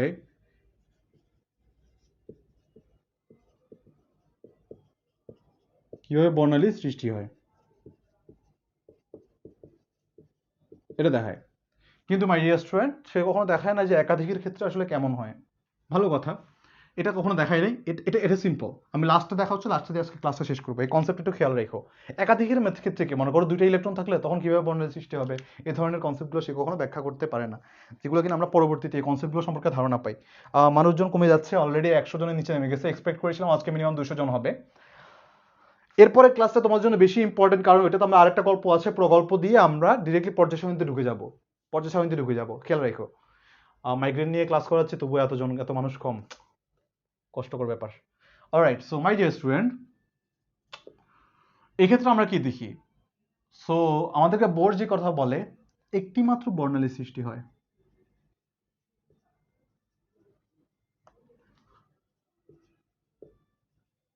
একটি মাত্র বর্ণালী সৃষ্টি হয়। ভালো কথা, একটি মাত্র বর্ণালী সৃষ্টি হয় কখন? এই যে পরমাণু জাম্প করলে একটা মাত্র বর্ণালী সৃষ্টি হয়, সে বলছে। মানে কিন্তু তুমি দুটো জিনিস মাথায় রাখবা। এক, জিমেন এফেক্ট, তোমার পরীক্ষা খাতে লিখলেও লিখতে পারো, না লিখলেও সমস্যা নেই, তবে এটা মাথায় রাখবা, যখন কোনো একটা নির্দিষ্ট মাধ্যমে নিয়ে কোনো একটা নির্দিষ্ট মাধ্যমে গিয়ে চুম্বক অথবা এটা লিখবা একটা মাত্র বর্ণালী সৃষ্টি। এটা কে বলছে আমাদেরকে? বোর বলছে। বোর বলছে একটা মাত্র বর্ণালী রেখা সৃষ্টি হয়, একটা মাত্র বর্ণালী রেখা সৃষ্টি হয়, রেখা সৃষ্টি হয়। কিন্তু তুমি যখন দেখবা, কিন্তু কিন্তু একটি মাধ্যমে নিয়ে রাখলে, একটি চুম্বক বা তড়িৎ ক্ষেত্রে, তড়িৎ ক্ষেত্রের প্রভাবে প্রভাবে দেখা যায় এটি কয়েকটি, দেখি তো, হ্যাঁ দেখা যায় এটি কয়েকটি সূক্ষ্ম রেখায়, লাইন টেন কেটে যায়নি নাকি, আবার ঠিক করলাম, কয়েকটি সূক্ষ্ম রেখায়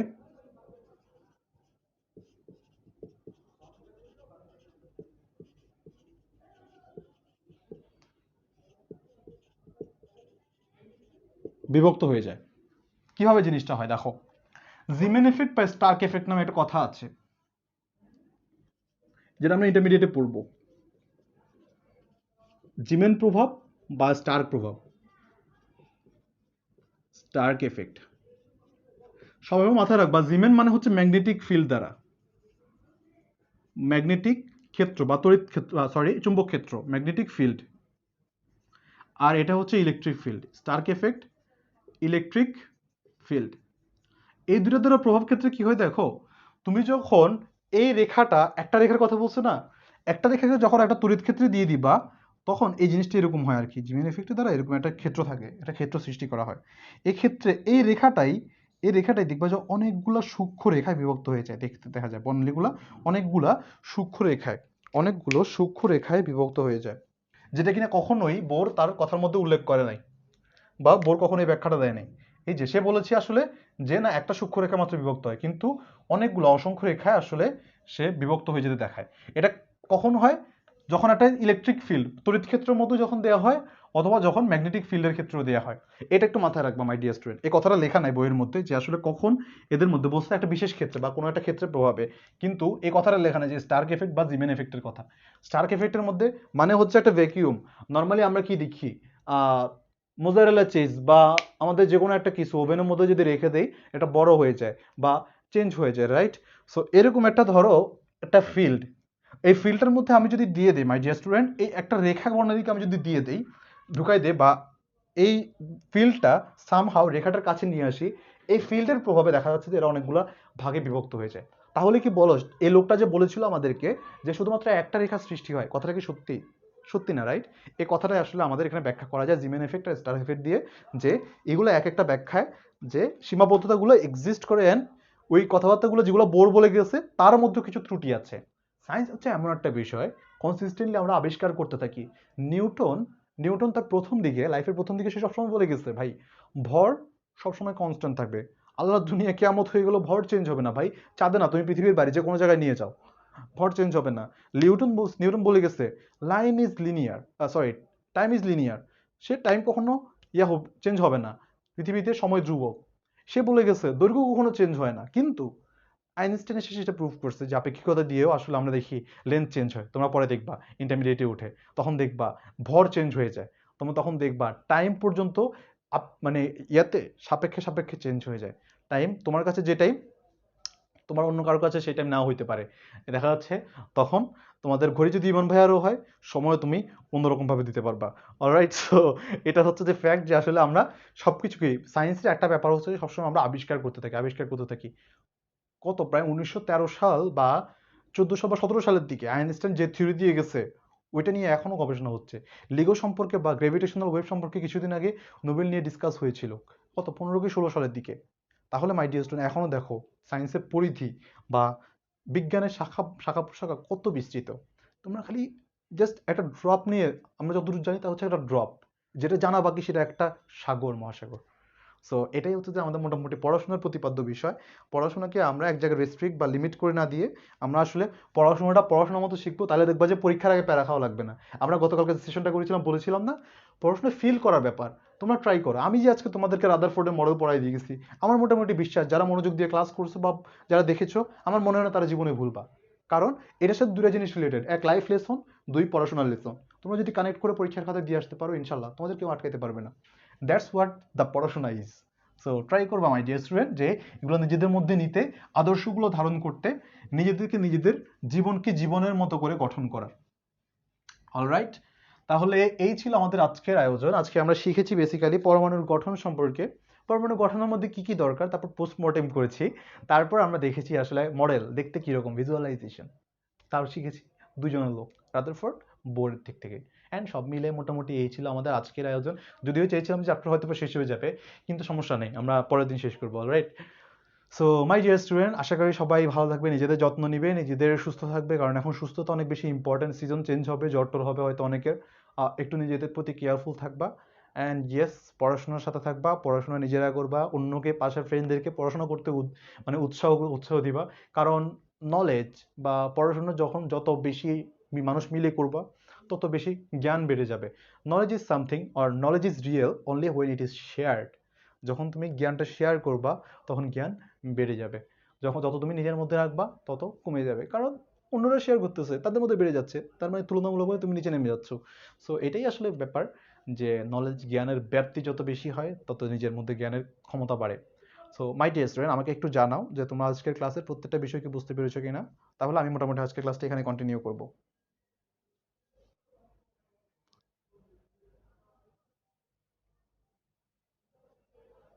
হুম হুম।